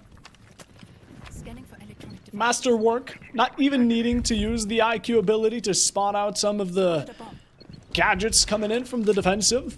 As of current, coming out, the only thing will be Manny kicking us off with a fantastic kill onto Alex. Elsewhere, the Ram being lost will be a huge deal for the attacking side, as now Verticality limited down to nothing. But even the Ace says he's going to be quickly following into the grave of CGology. A second one picked up quite quickly. Pit Ponies have now completely turned it around, and it seems like they've passed the controller to their larger brother. Yeah, I mean, to be fair, CGology and Alex, 2 kills for the defenders, that's perfect. Those are the two players that we've seen really have that driving force for the side of the attack. But now they're off the board. But it does fall down to the players like Disable to try and win this out. Max C's going to make sure they can't, keeping that Solace on the roam. And now suddenly the attackers, they're going to be feeling a little bit unsure. Do they go above? Do they deal with this roam and the Solace? Do they get them so they can't go back to site? Or do they just push back? They're going to decide to use that Deimos, get this player on the top floor. The Solace will spot Deimos, but isn't able to find it just yet. Manny's able to find Nosa, and now Max wants to try and take down Mansory. But the question is, are they going to be able to do that? The information coming out, no doubt, halfway through the round. The defenders, they have time to pivot, they have time to rotate. You can see another player there to back things up. Yogi's going to be able to find Manson, and that was night and day from what we saw in the first 2 rounds. And I'm a lot happier in Pit Pony's performance. The opening picks were there, the roaming was there, and most importantly, they dealt with the big players very quickly. Whatever catalyst was spotted right now in the current technical timeout that occurred, it definitely worked in the favor of Pit Ponies, and hopefully they're going to be keeping it for more than just 1 round. I'm hoping they're not a one-trick pony. That's what I'm crossing my fingers here for. But in the meanwhile, the third bans are going to be initiated. And a Valkyrie for Deimos, more than reasonable. We've seen them occur quite a lot, and the Valkyrie has been a huge gatherer for Pit Ponies. Goats have seen it's been a pickup for the defensive every single round till now, and don't necessarily want to bother with her too much. So going on to round number 4, it seems like the top floor is not going to be something Pit Ponies want to leverage towards, but rather going to be focusing their eyes on the prize of first floor. Yeah, I mean, this is a site that we talked about. A lot of competitive teams do prefer this site. They can use this castle, like they're talking about, to filter enemies in. They can cut off the roam game. And most importantly, they can set up these rotates. You see, Manny's got one between storage and control. That's so important, because if you don't have that, there's no clear rotate between sites, and you have to go through garage, or you have to go the even longer way around through games. That just doesn't happen. The big focus for the defense is the verticality. That's why we're seeing the castle putting these castle barricades up on these doors. It's to stop aggressive jumps-ins from goats and to stop them from just rushing in, because the defenders are going to have these players up above. They need to have something to stop them and at least give it away if they try and rush, because they're not going to have the players there. The reason they're going to be above, it's all about the verticality. That garage area is a massive open space that the attackers can take control of, and then if they get control of that position, they go into that CEO, they go into that pillar area, and they just start verticality. And that's just a position you can't be in as a defender with the floor as vertical over these sites as it is. As it fits for the defensive, they've spread themselves out thin across this first floor, extending to the top as well. Like you mentioned, verticality does have a huge part and role to play in this strategy. But goats are going to have to find a counter in the meanwhile. Yet again, we're going to be instantly spotting the top floor is completely ducked and breached off. Meaning now they're going to need to find a way to get that entry. Get those openers like they did in the first two. Although Pit Ponies, yet again, the fight back here has been clearly a change of tone and pace. But finding out on this flanker is definitely going to be one of those pickup points that goats want to catch up on. I think that last round was a bit of a kind of a bit of shock to the system. They realized, okay, we can't just get away with everything, so we have to try and be a little bit smarter. They got 2 rounds on the board. That's a good start. That's realistically something you expect. You know, you 4-2 split. But goats, they want to make more of that. They know there's more rounds that they can win, so they want to. So they've slowed things down. They're doing their droning. And they've realized that they can walk onto this site. They can open that breach. That smoke on site is on camps. They didn't realise that the Twitch was going in. They didn't realise the information was there, but now they definitely are. The SMG-11 is going to look for that gunfight over towards that cargo side. It's going to be Manny who finds Disable. The door opens behind them. They don't find the ace because they're going to get taken down by Alex, who gets fragged out by Yogi themselves. And now 3 versus 4, a minute 15 on the clock, and the attackers, they've started to apply some pressure, but look at Solus below. They know that plan isn't going down, while Siegeology will find Manny. We're only in a 3 versus 3. Time in favour of the defense. So will the kill count as Max finds Siege as well. And now, holding this cargo area, Max has the position to shut down this entire round. Noise can go into that storage side, but will give away their position in doing so. No case in pocket, and the information is just there. 45 seconds, Puffo, and this push has to come out from the attackers. The claws have seeped deeply into the skin. Pit Ponies, the defenders, have yet again closed on into the attackers, running and gunning, hoping and spraying and praying. But in the meanwhile, in a 2v3, it's going to be a difficult one to find yourself out of. Finding the diffuser, finding yourself. Huizma finds your head, and Maps, are we going to be popping it? Can we find a secondary? Is the greed going to capitalize upon it? Does it seem like it? Above the 12 gauge, strikes for once, doesn't find the damage. No. Maybe Major, converting it to almost half HP, even past that. But as the 10 seconds remain double digits, you need to be very, very careful how you approach this, because young Yogi's still holding it tight from the upper floor and making sure you're not getting away with standing still for too long. That's such good discipline coming out from Pit Ponies on that round. I'm really happy that they played it like that.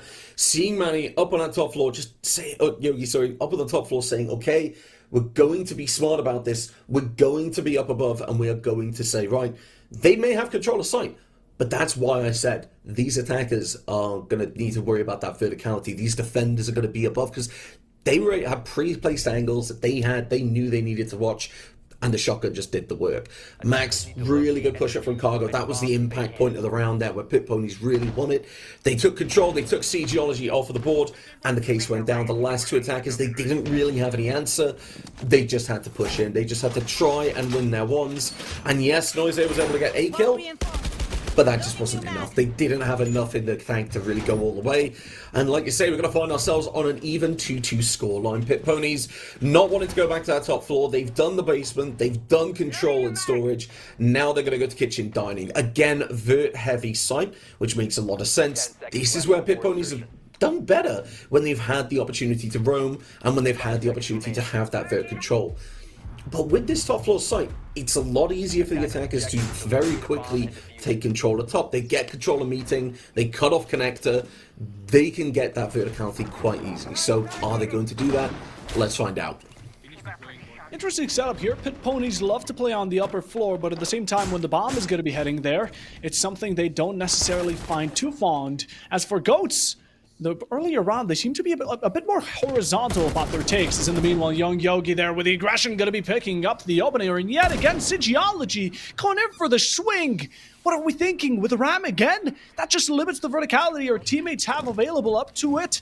And of course, multitasking with the Ram is one of the best benefits that comes along with it. Now forcing the Gridlock to pull out a shotgun, or maybe the DMR from Disabled, it really will be putting a burden on their shoulders, but just to exchange for it, they're going to get an equal amount of value, taking out Manny and the Izami standing right before their feet. And so they take advantage, bring it 4-4, and now looking to extend up on this top floor. Exactly. Now, Noise has taken that hard breach gadget off of the connector, and there's a very good reason for that, because that's going to be a waste of utility if they let it get used. They have to keep everything they can at the moment. They can go around, use it for the vert, use it for the hatch. That's fine. They have connector control. Now, Alex will pop that scan, will know where Young Yogi's playing with that Vector, but playing where they are. Oh, they're just in sight. They'll get taken down by the Dokkaebi, who's able to find that pick and also take control of cams. That's so important as well, is flipping that info in favor of Goats. Now they know the games is clear, they know that they have that top floor control, they can start applying the pressure, get themselves where they need to be to get this push down. The 90 pressure here is going to cut a lot of opportunity for when the verticality starts. The defenders can't rotate. Given the information, though, will not spot Max rotating over from storage, which means that Dokkaebi's taken down. And suddenly Goats, they will need to drop a player down below to get that push onto site. Some of the players from Goats here, quite impatient. We saw the reoccurrence. We're just running in, hoping that maybe you find free ground, but Pit Ponies were there to yet again correct you on your mistakes, rather punish in the meanwhile as well, as now bringing it down to even ground for the second time this time around on round number 5. We go for the breach. Alex wasn't the necessary loss, but Pit Ponies here still have 3 babes in the pocket, which, with the time remaining currently in the given situation, might be a dangerous aspect. And Goats, that's something you do want to take care of. Exactly, that breach does go open, and now the entryway onto site is there for the attack. Welsh lad waiting with that UMP. It's a good weapon, it can do the damage, especially from range, but in the close range, that short rate of fire might not be what you need. Does find Disabled though, and will take that player off the board. Max is able to find Mansory as well, and while Noiser has an answer, has to push onto site. 10 seconds ticking down, a 1v2, the Goyo canisters, the barbed wire, it's just not going to happen. And that is Kitchen Dining going in favor of the defense. A perfect round, 3 rounds, a perfect rotation, but now though, we're gonna see ourselves going to possibly on that top floor or back to base. That's what I thought it was going to be. Top floor didn't work, we're going back down below. Back down below, where we found the first one here, Pit Ponies are looking to reclaim it and also come out of this half with a winning split on a 4-2 and then transfer over to the attack. Only then will they yet again find that comfort in this best of 1. But Goats are starting to struggle. That display at the very beginning, that aggression, yet again mistake, punishment, I'm not necessarily spotting it nearly as much as we did at the very starting point. Now going on to this attack, yet again, we want to set our priorities straight. What we saw from Goats in the first 2 rounds on that top floor was brilliance. They take it step by step, they do it correctly. This time around, on each and every single other side than that top floor, they can't seem to get a good grasp of what they want to do. Yeah, and I feel like that's the important thing, is Pit Ponies have really just shifted everything. They have taken control, they have taken those early gunfights, and now that they're going in favor of Pit Ponies, it seems to be Goats who are just stalling out and starting to just stick their feet in the mud and find themselves not really getting anything for it. Pit Ponies, they're quite confident, they're taking these gunfights, they're taking these positions, Max especially stepping up massively. They've really seemed to have woken up, whereas Goats, since that rehost, have really slowed things down. Really struggling to get kills on the board, especially from the 2 players we said were those impact ones. But now they're going to try and put that aside from themselves. A pretty standard breach gate is going to get opened up. They've got the map, they've got the glass, because they realise Pit Ponies don't have a warden, which means this glass could just shut down this entire side of the B-bomb site. They're going to have these lines of sight that they can take control of while they get the breach open, know that nobody's playing nearby, know that nobody's just going to be peeking their head. and most importantly, apply so much more pressure. A little sliver of a player over towards that pillar will get spotted, but doesn't get anything done for it. The reinforcements go up from the defense to make sure that they don't get taken out by the glass. And looks like the rest of that breach is going to try and get opened up, but thanks to the meat jammers, that's not the case. Now, Goats, they're going to turn their heads towards that verticality, get control of the top floor, maybe look towards these hatches. Again, though, they're going to have to deal with Max. They're going to have to deal with these roamers. Again, so much of that utility has just gone for naught. We've seen all those Maverick holds, all those smokes, just for nothing to come out of it. Goats are wasting so much, but Pit Ponies are simply waiting by, letting them play themselves like a fiddle. And as in the meanwhile, the push is going to be converted onto warehousing again. Verticality is going to be a late push. We should have seen this since the very beginning, but the attackers only now tend to try and fix up for the mistakes. Is it too late? Certainly not. But how quickly we've diverted from going for this full-on attack on the bottom floor to the upstairs. No. It is getting shut down by who is Max? Who is he? We don't know. But what he is an absolute bearer of bad news. Coming out Goats yet again with a loss of 2. One of them hard breach as well, as Disable looking to make up for it slowly, trying to find this operator, but it's all going amidst. Obi finds another with a swing from Who is Max to get him his 3rd, and the last one for Pit Ponies as they find it flawless, just like that. Such a turnaround coming out from this side of Pit Ponies. We said we were worried about them not doing it after the first 2 rounds, and they definitely delivered. They said, right, ignore that top floor, head down below. That's what we need to do. And the opening picks keep coming in favor of Pit Pony now. They're converting these into round wins, and that's good.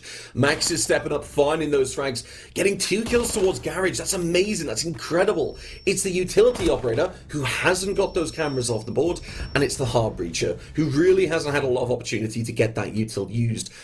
And then the Maverick, that situation they find themselves in. Maverick is yet trying to get a refrag, but at that point it's just a consolidation prize. Even if they find Max, the defenders still have a player advantage, they still have time and the lines of sight. So going on to the attack, we're going to see things switch up. Goats, are they going to find that energy they had in the start, or are they going to just stutter out again? The operator bans, Blackbeard and Maverick, that makes a lot of sense coming out from Pit Ponies. They don't want to deal with some of the big problems. Like we said, the Blackbeard, it just makes sense. It's an operator with frags, a shield, and a gun that can fire with the shield up. So, yeah, that makes sense taking it away. The Maverick, we've seen why it can be so important, and the area denial that it can bring. I'm liking this from the start, and I just want to see how Goats are going to adapt on the defense. Goats are going to need to adapt. Yet again, they're already 2 rounds down. This is a similar situation we saw between the side of Reject and Sea Dragons. Although not recurring to it, this is a different matchup, but at the same time, Goats, you don't want to find yourself in a situation where you're going to be facing match point with only 2 rounds, 2 eggs in the basket to back yourselves up with. Pit Ponies have right now their adaptation, their catch-on, and of course their catch-up to Goats. Again, great. 4 rounds in a row is no mere task, even though it was a bit of a struggle to come out with. Whatever they switched up is working for them, and Goats not necessarily showing the same improvement. Exactly, that's the thing for me now. Going on to this, Goats, I need to see them get a little bit more spring in their step. They need to be a lot more confident. And as we do see a player leave, it doesn't look like it's going to be this round. I mean, it's Alex taken away as well. Another player that, like I say, struggled a bit to get going since that rehost, but did really well before it. And now it looks like we're just going to keep going. Sophia head down below. Young Yogi wants to get that utility off that wall, get that breach open quick, and be there to contest any bandit tricking that they can. The rest of the side, though, I think Welshland's going to try and get a Twitch drone in to shut that down. Another opportunity to get that off the board, but it's Max who's going to walk into Connector, flies ahead onto Noise, rotates around, gets the utility, and now has an opening for the attack. Bandit will rotate over, Disable very much panicky trying to get that kill, but isn't going to be able to find it and loses a C4. The drone goes through. Max tries to get the kill with the R4C, and it's going to be Blitz who's looking to kind of contest it, but it's going to be a trade as Siegeology and Max both get a kill. Now 2 versus 4 in favor of the attack. Siegeology and Mansory, 2 kills between them. They know where that Fenrir is playing. They're going to deal with it, and now it's all down to the Valkyrie over towards that pillar side. They can stop a push going through, but if Pit Ponies, they get in aggressive, they have the information, they can just shut this down. Blitz goes in, takes some damage. The flashbang comes out, and the double peek from Manny will find the kill, and that is a very strong round for the Pit Ponies. Strong indeed. the Blitz yet again is going to be coming out. The shields are undoubtedly one of the stronger when it comes to it, and it seems like we're going to be having a bit of a rehost. Now, earlier, technical difficulties already occurred, but just we can now actually talk about these teams a bit more analytically speaking, especially from the plays that we've seen 7 rounds unfold before our very own eyes, and of course how quickly it's turned on actually against the side of GOATs. Like 7 out of the 7 rounds, they've won the first 2. After that, it has been a steep domination for Pit Ponies, who have not given them much space, and majority of the rounds have been how it started out for GOATs, but again, it seems they've completely lost the groove. Yeah, I mean, I feel like they've got a rough plan of what they want to do and how they want to get it done, but it doesn't survive first contact with the enemy. They're finding these roamers up above, they're trying to deal with them, but they're just losing players. The mechanical skill seems to be a little bit shaken, and hopefully they're going to be using this rehost as a time to just reset, say, right, let's just put that to the back of our mind. We have an opportunity now. 7 rounds on the board. It's a 5-2 split that we're sitting at. We need to start the changing things now. But if they do start to change things down, okay, they've got those wins on the board. Is it too little too late? We talked about how this might be a problem for the Pit Ponies of changing things, getting that momentum, the wind back in their sails. Maybe they're conceding too many rounds to bring it back. GOATs are starting to find themselves in that position. Pit Ponies, however, they need to just keep going with the course. They've got their regression, they've got their gun skill woken up. They just need to keep going with it. They need to have these drones, find the opportunities, like we saw the Tide of Rejects do on Border, find the opportunities and abuse the hell out of them. They've done well so far. Can they keep on going with it?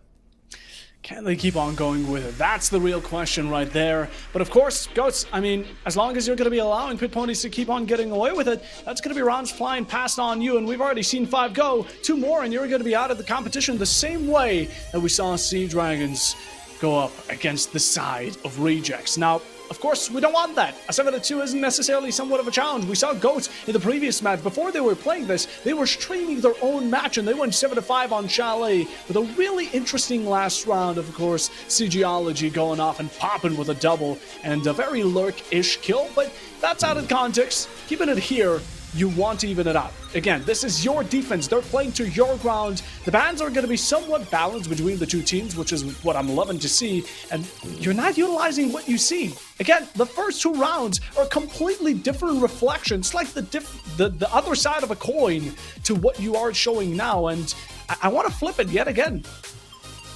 I mean, I look towards this round, I look towards that last round most importantly, and I see a Fenrir that was left on the board. It wasn't banned out. It is an option. And that just didn't really have any impact. We saw Max get in connector, get in fast, and get a kill off the board. There didn't seem to be any real warning for the defenders of the GOATs that was happening. They need to have something nearby, whether it be prox mines, Fenrir gadgets, just in little better positions. They can't just let the attackers walk up and get a kill unanswered for, because that's just how things start to snowball. I want to see maybe a Legion, maybe a Malusi, something that can just get these core positions, these core little choke points like electrical, like connector, like rafters, get something there, stop them from just walking up uncontested. Because when they do that, they're going to walk up, they know they have a gunfight that they can win, especially with an R4C, with an ACOG. The ACOG got removed for a reason, and I think Max D's showing exactly why it needs to be. I also need to see the side of GOAT start to get more confidence in these gunfights, because they're just not taking fights they can win, and they seem a little bit rattled when they're going into it. As an entry player, as somebody going for a gunfight, you need, and I'm sure you'll agree, Buffo, you need to have the confidence, a certain swagger about yourself. You're going to win that gunfight, you're going to get that opportunity, and really make waves for your team. That just doesn't feel like the attitude GOATs have had when going into it. And yet, the last round is a bit unfortunate. They had a player leave, but that doesn't account for all the rounds that they've lost so far, does it? And it won't account for any of the upcoming they'll lose. Again, I mean, it's just a difference. Pit Ponies are playing it right. GOATs aren't. We've seen it switch completely around, vice versa in the first 2. But I don't know whatever converted it to this absolute mayhem between these 2 teams. Whatever has done so, Pit Ponies are on a roll, and they're looking to make a flawless 7-2 just at about any moment, as in the meanwhile, I mean, again, the response from Goats here has to be monumental. They're losing player after player, one after another, and it's not just the sake that they're losing gunfights. They're putting themselves in situations, in positions in general, that is not favorable to them. And at the same time, we saw it when they were breaching into Garage after seeing, let's take an example. You know, the bottom floor right now, they threw down a lot of Maverick holes. They made a whole line, as a matter of fact, threw down 2 smokes with the glass, stood around, got a breach or 2, then they saw it was not working. They didn't even get the Mute Jammer alongside it, decided to rotate up just for 2 players to be standing right in front of the main breach of Warehouse, getting taken out by the Solus, who then, the Solus, who then rotated down, got a triple, and the rest of the team was also wiped off on a completely opposite side of the map. It doesn't sound like a team effort. Yeah, I mean, I feel like this, I know this is on the defense that we're talking about now, but these issues are transferable because, like you say, these are issues where they're just kind of putting themselves in situations that they can't win. They're taking a gunfight to a high angle against an SMG-12 or a P90, depending on what that Solus is running, and they're just giving opportunities. They're solo peeking it one by one. These are things that can happen on the defensive side as well, which we have seen. And then I think the positioning in the late round is so important. Yes, we saw Fenrir try to get a late round lurk, try and get something, but when the rest of site is dead, rather than trying to just get that lurk and get that 1 kill towards connected, they need to be heading their way back to site. They need to be doing something, even if it's playing down below with a C4 or at least waiting for a plant. They can try and apply that pressure, give themselves a bit more time. Walking over towards meeting, firing a couple of shots, it just doesn't really have the same effect. I mean, I believe Goats can do it. They've shown that they can do it. They've just got to get the confidence back in them. They've got to have a bit more coordination. And if they are going to be taking these gunfights, especially on a defense, they have the opportunity to let the attackers walk into a lot of these kill boxes they can create. We need to see kill boxes being utilized a bit more effectively, because in one-on-one gunfights, pit ponies are just winning it now that they've woken up. And I know, Puffo, we are getting close. We've only been waiting on 1 player there just so we can get back into it. So let's look at the future now. The next couple of rounds, we're not going to be heading towards... I don't expect to see us heading towards that top floor with the way that Pit Ponies won that round. What do you expect to see? What do I expect to see? Honestly, it's difficult to say. Now, of course, they could be learning from the mistakes of Pit Ponies and already instantly heading downstairs, trying to reiterate their mistakes, see what went wrong, and play off of that into the right. But I'm thinking they're going to go upstairs. I feel like they're going to do the same mistake. Now, I'm hoping they're hearing us out and they don't end up committing to it. Maybe just leave that upstairs, never to be played between these 2 teams, because it really seems to be a bad luck charm for the both of them. But as it currently stands, it's without a doubt that they need to lock back in, just like Pit Ponies did after their own rehost. We're having one now for the side of Goats. So maybe it's going to be a bit of an equalization to get the scale back on equal terms. That's something we're going to have to see yet again. We need to see them take comfortability. Whatever they're talking about right now, it needs to be important. Whatever vibe is in their VC, it should be calm, it should be collected, and going forward into this, they should play as one, not play as each individual in a team, as 5 individuals, no, as one team. But honestly, I don't know. Goats are just, they completely switched up. Yeah, but that's the thing for me. That's what's really getting to me watching this game, is we know they can do it. We know that they're good enough. They have the coordination. They have the ability. It's just slipped away from them. So like you say, this is a good opportunity for that mental reset. Just say, right, guys, we're just going to pause it here. We don't need to be as kind of lax as we are, I think, is the word I'm going to go for. We don't need to be as liberal with the opportunities we're giving away here. We could just play together. Now, I'm seeing a big shift over towards some of the operators. I mean, we see a Legion, we've got a Goyo, and a Fenrir as well. Those 2 operators are going to look to do exactly what I wanted to see, which is kind of shut down these choke points and stop the attackers from maneuvering around them. But like you said, we are going to be heading to this top floor again. Pit Ponies, we know they can't defend it, but we know they can attack. Are they going to be able to get us onto match point? Are we going to find ourselves on another 7-2 scoreline? This is the round that is really going to decide all of that for us. Goats, going to this top floor, it's not a decision I really back, but I'd like to see them make it work. I'd like to see them change things up. I don't want to see this Fenrir on that late Brome. Questions to be set, answers to be given, one more round remains. Match point or not, Goats, are we going to be keeping ourselves away from that fear factor, that distance to be kept for another? Lifelines are still yours, but it's up to you to keep them, like every cat. Every cat has 9 lives. Goats, unfortunately, only have 2 in this case, and they have to reserve them quite well. As in the meanwhile, we're going to be taking a look at the lineups for just a moment. Yet again, I'm loving this knowledge. I'm loving the information that's kind of passive information. You know, it's not your usual Echo Valkyrie Maestro, but it's going to be a bit more. They step in it, you feel it. The Legion, the Fenrir, maybe a bit of Mira. Goyo's well have popped at the right moment. And Pit Pony's going in hot and heavy. Yet again, the Blitz going to be showing his fangs quite nearly. A bit of damage onto Manny, but it's one from below. That means Max is bringing on the attention, although not able to connect those dots. Could be coming back to bite you. And yet again, speaking about biting, it's going to be all bite from the side of Alex as he finds his first kill. And it's going to be on to the Dokkaebi of all operators. Pit Pony's not the greatest of beginnings. Yeah, good flank down coming around from that Fenrir. They're able to find that player, but that Blitz has got control of the top stairs. Noise and Siegeology have had to back up. They've had to play it safe and just say we're not dealing with that anymore. But that was good. They had the player run towards the top of the stairs. They had the player to back them up. They just needed somebody to be a little bit more way up downstairs. Otherwise, Max, if they lit their shots, could have had a much different scoreline. Alex is able to find another one, though. Manny gets taken away. That Blitz is dealt with. And that Blitz caused a lot of issues in that last round that we found themselves on. Yogi finds a kill. Welsh Lions looking to get another one over towards IT side, but with the DMR on close range, and with only a couple of defenders there waiting for him, this could be difficult. Noise finds Kobe. And now, Welsh Lad and Young Yogi, they're split apart. This is exactly what happened to Goats the last time we were here. 2 players away against the other team that had the number advantage, had the site control advantage. The defense just need to take one-on-ones. Pit Ponies, I'm liking the maneuver. Tried to play it aggressive, but getting overzealous is not going to be working in your favor. Comes out with the Son of Zafia, revealing your location. Gonna watch out for Siegeology, who's right around the corner. For a matter of fact, 3 players are keeping an eye on your location. The diffuser outside, 1 minute to remain, and the attackers need to make a push. Maybe a bit more of a collaborative move, as currently that's the only thing they have. Each other. Welsh and Young Yogi.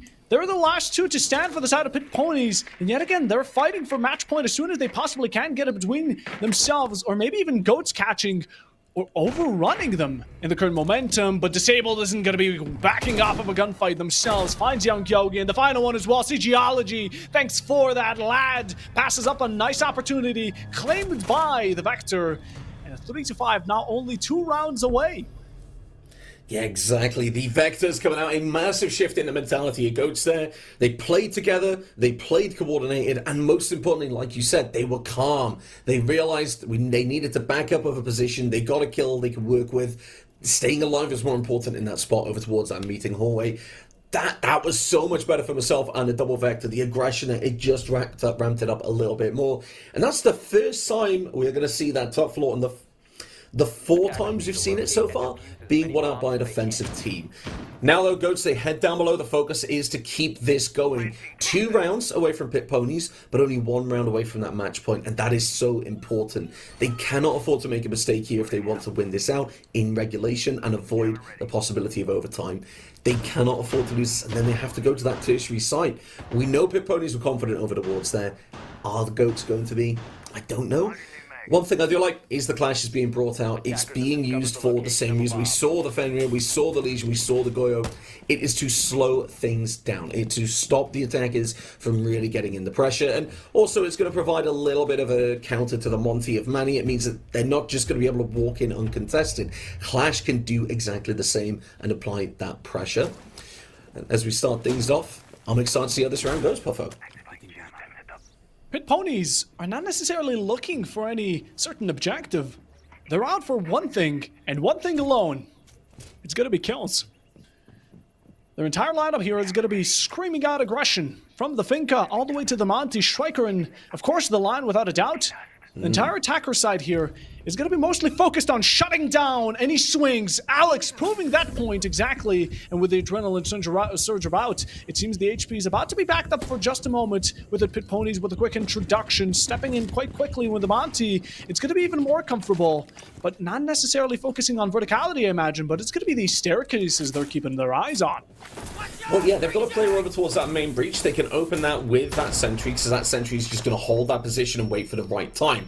What this means is the Rura will go in, start putting these barricades in place, and that stops the rotation. That stops those defenders from getting to the spots they need to be at. So that flank isn't going to come from games without a lot of warning for the attack. Line scan comes out, Manny starts to move forward, gets the information on the Goyo and the Mute as well. And it's going to be Young Yogi able to find Geology. Now Noisier will try and find a refrag, but it's going to be Welsh to take them out. 1 versus 5, and now the Sentry pushes into the site, takes control, and gets a kill for themselves as well. And now it's all down to Anthony to save off that match point. They have the stims that they can use, but the plant's going down. The Lion scans are following. The finger sims can come through as well and heal them up. But Welsh taken off the board. 40 seconds ticks down, and the Doc, they know where they are. They know where the Doc's playing, and Manny's walking in to put the pressure on. The nades will follow. The pistol comes out. It downs the Monty. Doesn't find a kill to the Doc, but they will get down. The stim comes out, and Yogi finishes them off. Pit Ponies, a very controlled, very well coordinated attacking setup, and a pleasure to watch, if I do say so myself. Oh my Mansory, what a hard-fought battle. That was a battle unlike any I've seen. I mean, went for the Monty, the nade there to support him, and even with the stim after being downed, but not going out without a fight, that's a certainty. Pit Ponies now on match points, and still 3 points away from the side of Goats on the round count. And as the pans are going to be coming out yet again, it seems like the blitz for the clash evaluation is something both these teams find necessary. Definitely would have expected a Monty a lot more from the defensive side, which is interesting. I mean, the Goats aren't liking the blitz. I understand that. It's a lot more aggressive. It's a lot more confrontative. But at the same time, Monty has been more useful in general. And we can see that put into practice as they gained easy ground over EXO, continued their domination, locked out players, isolated them into these 1vX scenarios. And just like that, Pit Ponies have caught onto an easy round. But going into this following one, they can yet again pick up the Monty without much of a case. Pit Ponies will need to go for the verticality if they wish to do so, or a similar strategy as they did earlier, but don't want to give the adaptation possibility to Goats, so simply taking the Monty out of the equation and adding a sprinkle of verticality. Yeah, and I feel like that's really good, because that means that when it does come to that post-plant, they can cut things off. The Monty wasn't as essential to that round setup as some of the other operators, like the Lion, really driving the momentum, and that Sentry being positioned at the right moment. So changing that Monty out for the Buck, I like that as a change. It allows them to stay in that 1vX position when Mansory is stuck in Animus and is alone. The attackers don't have to give away their KD. Welsh doesn't have to go and peek in the gunfight with the DMR. I like that change. It doesn't really sacrifice anything from the setup, because a lot of that push came from that gunfight potential and came from the information given from Jones, and yes, the Monty as well. But I feel like we're going to see a very similar execute. The question is, can Goats deal with it? Are they prepared for it? Do they have a much stronger roam game prepared? And are they playing together? So Noisy, you can see, is over towards that vending side, but it's disabled, and Alex we're going to look towards. Over towards Rafter's side, over towards that garage. They're going to be the first point of contact. And if you do see Noisy get taken down, and a push does start to come through to site, these are the players that are going to have to be fast, effective, and get right there and right in Pit Pony's face. Because if they don't, they could just give away an entire round. Man is going to go into IT. The droning has been done. Has it been done right enough? Yes, it does. They know the players over towards Pillar. The flashbang does go out. Doesn't check the angle towards Electrical. Alex and Noiser will each get a kill. Just like that, gonna find themselves easy trouble to bring on to Pit Ponies. What a caveat, but will it be recycled by who's Max right now? Trying to find himself these ones in value. Definitely has the opportunity. A peek here is going to be going against inside of Pit Ponies. A second one waiting around Pillar. Does expose set, but Max's is just alike. It's disabled, is able to cap it in the moment being.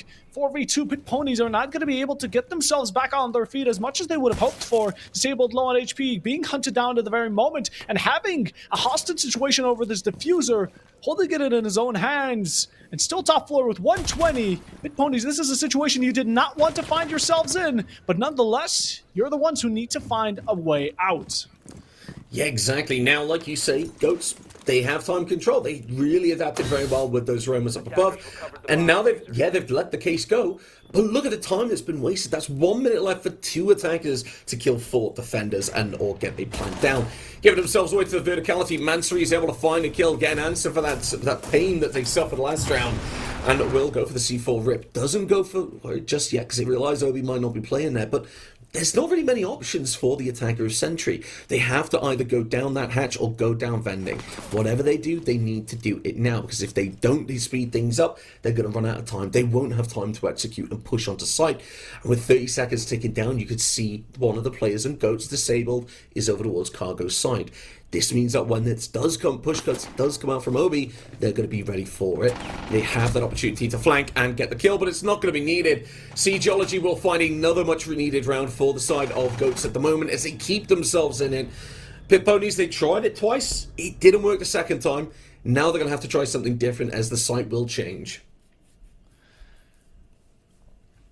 Forcing change upon the defenders is one of the most horrible things you can do, but Pit Ponies will have another moment to bring this back. They have 2 rounds before it's 6-6 and going into the big OT, the big round 14 and 15.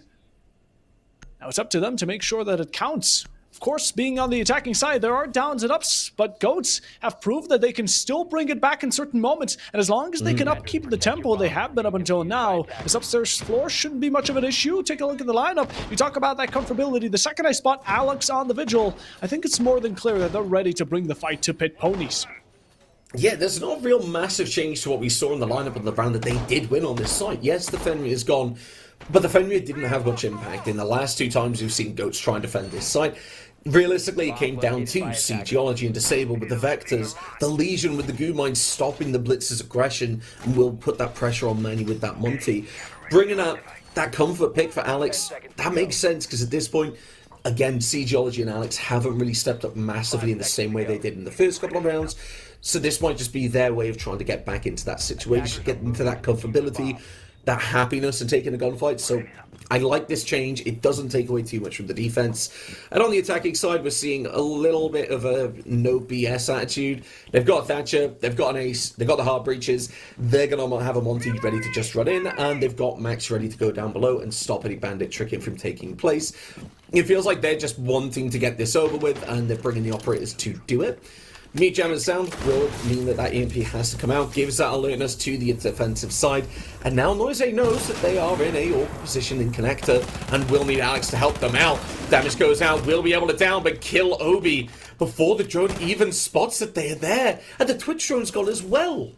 I mean, Pit Ponies, what are we thinking? Just peeking our heads into the sides of Noisa without much of a thought to back it up?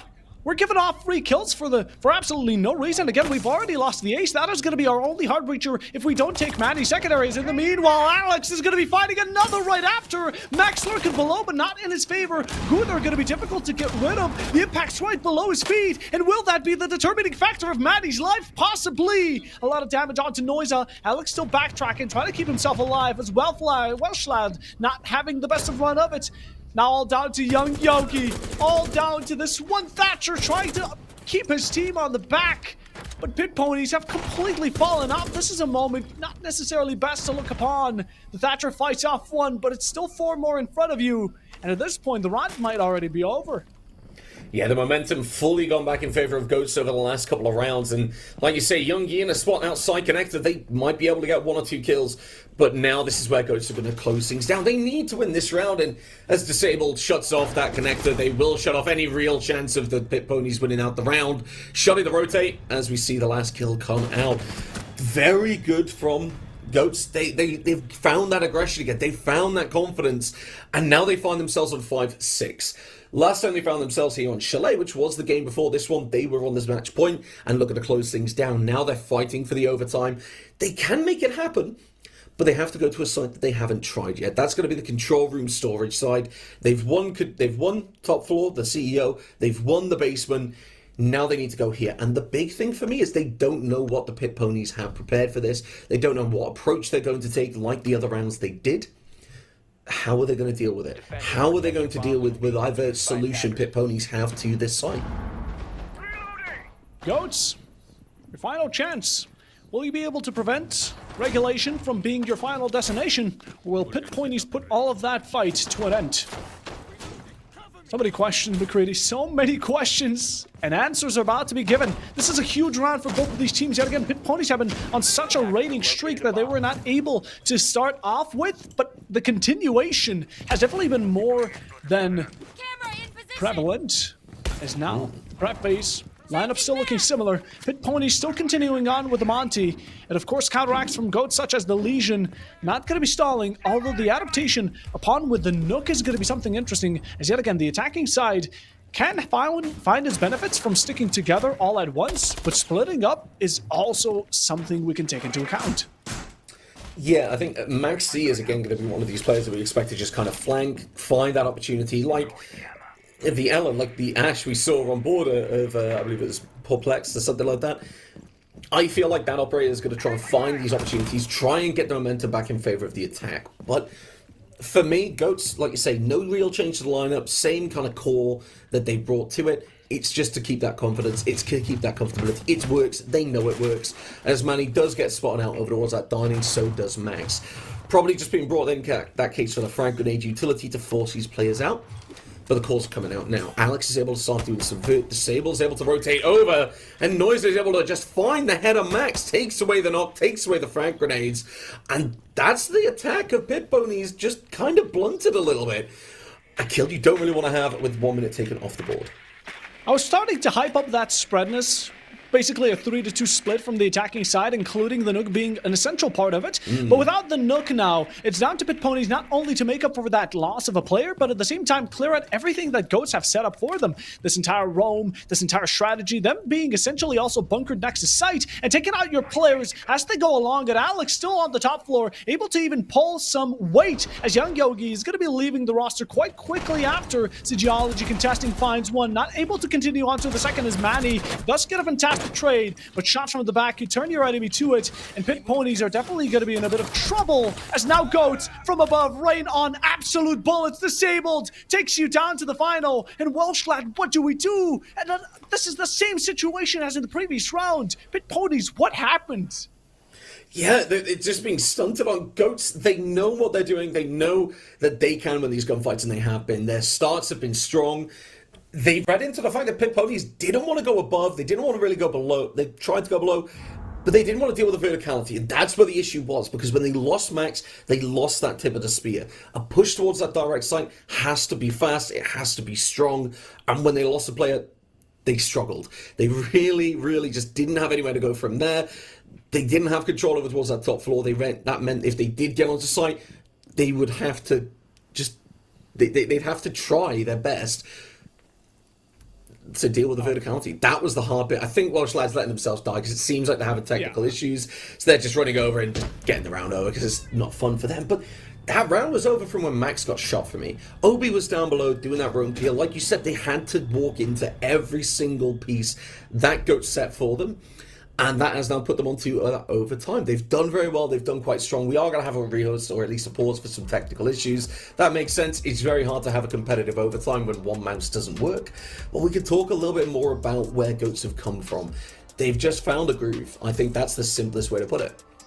Yeah, I mean, it's honestly a miracle what these technical timeouts are doing for these players. Because after the first one, what, 5 rounds for the side of Pit Ponies? Then 4 rounds for the side of Goats? Are we going to see another trade coming out? Maybe, but we're hoping to see the full way because this has been a fantastic comeback from each of the teams. At the first 2 rounds, we were thinking that Pit Ponies weren't going to stand a chance, and then we got proven wrong again and again, and now overtime lies right in front of our very own eyes. Round 15 possibly coming out. The 8th round going to be the one to shut it really, but who's able to catch up to it first is going to be the question majorly standing before us. And again, the adaptation for both teams is definitely good. But what I've been spotting is there isn't necessarily a rivalry, I'd so call it. There's always some sort of dominance. Either it's one team or the other, right? And it's whoever picks it up first with these openings, with these double, triple kills, that manages to then carry it on. Yeah, I think the way that I look at this is I feel it's going to be more defender-sided on the overtime, with the momentum kind of taken to one side, because this does affect the momentum for the players as much as you don't want it to. It does. I feel like going on to the defense, that's where we're going to really see teams start to step up, and we're going to see who has that kind of innate advantage. Like you said earlier, it is a more defender-sided map. Teams do want to go on there, get the defense, get the majority of their rounds. If it is Goats, we're definitely going to see ourselves go to the top and then the bottom floor. If it's the other way around, I expect to see the bottom and maybe that controlled storage area again. But I feel like both teams, when they had that defense, they knew what they were doing, they knew how they wanted to deal with it, and they knew what the setup was, what the weaknesses were, what the strengths were. It's going to be more favoured towards Pit Ponies, I feel, if they get that defense first, because their attack was good. They had a lot of momentum when they did attack. The Goats were the ones who really struggled after those first 2 rounds on the attack. They really struggled to get any kind of momentum going. And when Pit Ponies did have a setup in mind that they were going to play, Goats did walk into it. And I know that might just be a mentality thing, and maybe they're all not firing on the same cylinder at the moment. But that, looking at what we've seen and what we've got in front of us, that's the way I see this going. If Pit Ponies get the defense, I can see them taking this all the way. 100%. We definitely can, but yet again, we can't take any shots. I mean, at this point, we've seen these teams just completely prove us in the opposite direction of our thought at certain moments. But again, leave it for the future. Let's talk about what's actually been happening.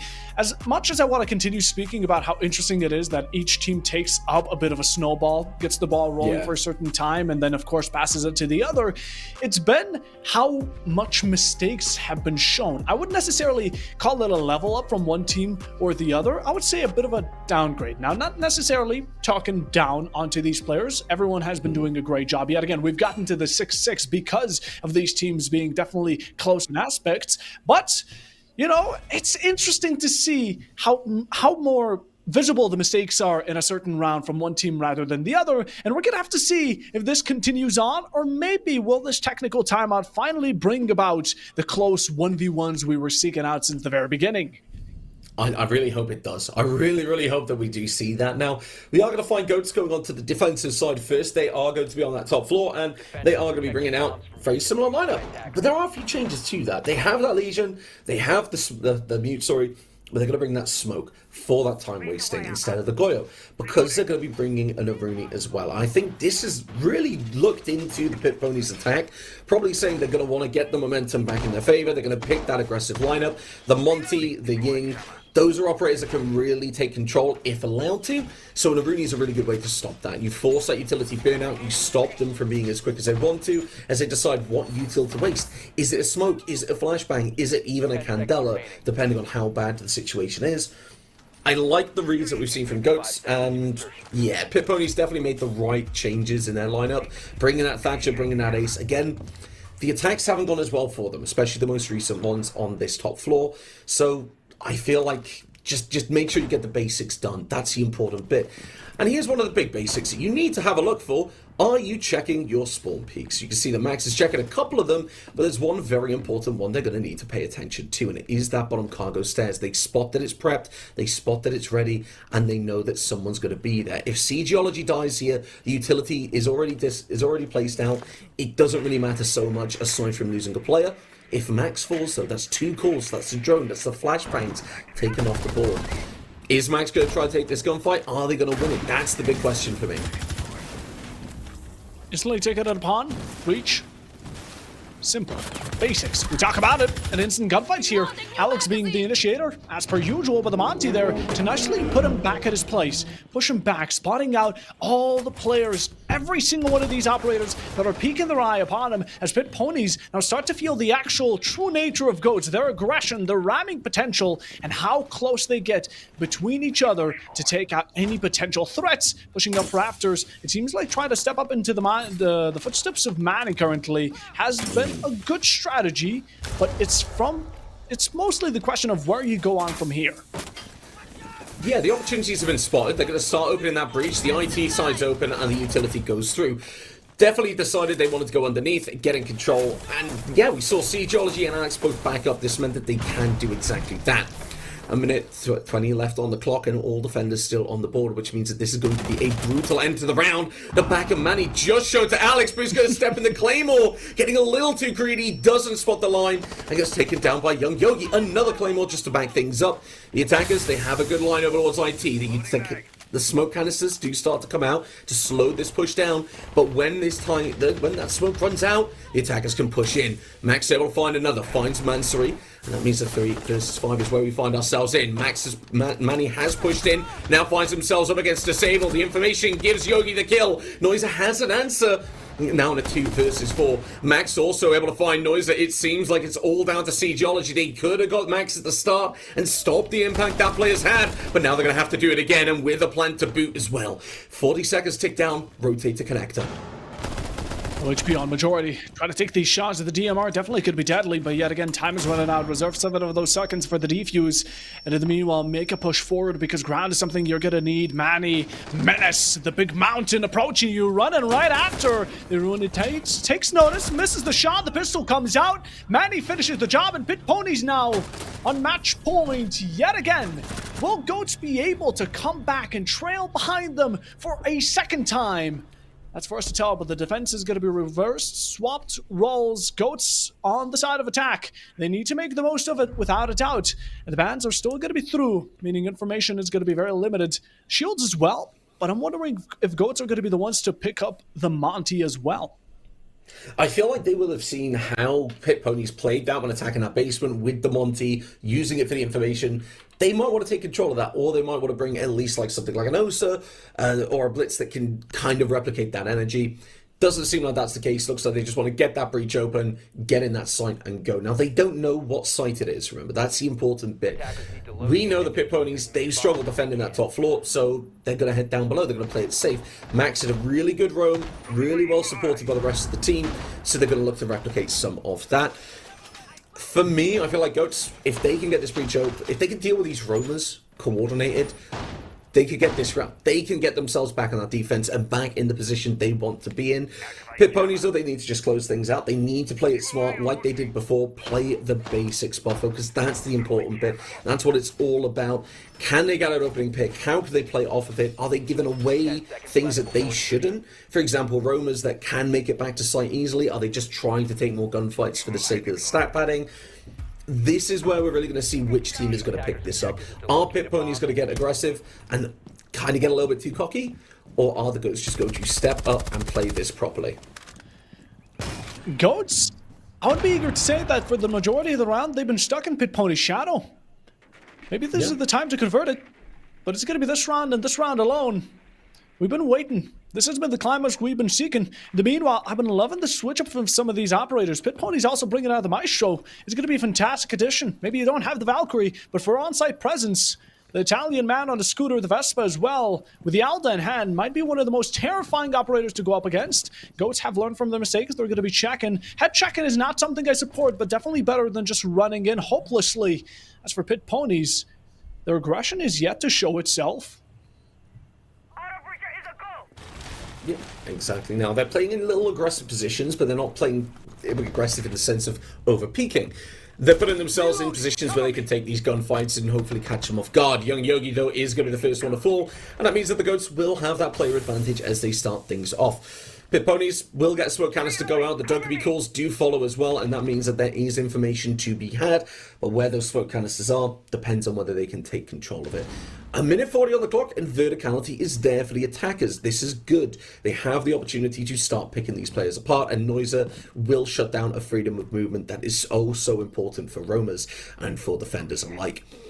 That Maestro is taken off the board. That's the one you talked about, and while the cameras are still active, they're not going to have that passive damage which can cause the pressure on the attackers, which is going to be a massive impact. And as Max gets droned out, somebody on the side of Goats should hear this solace.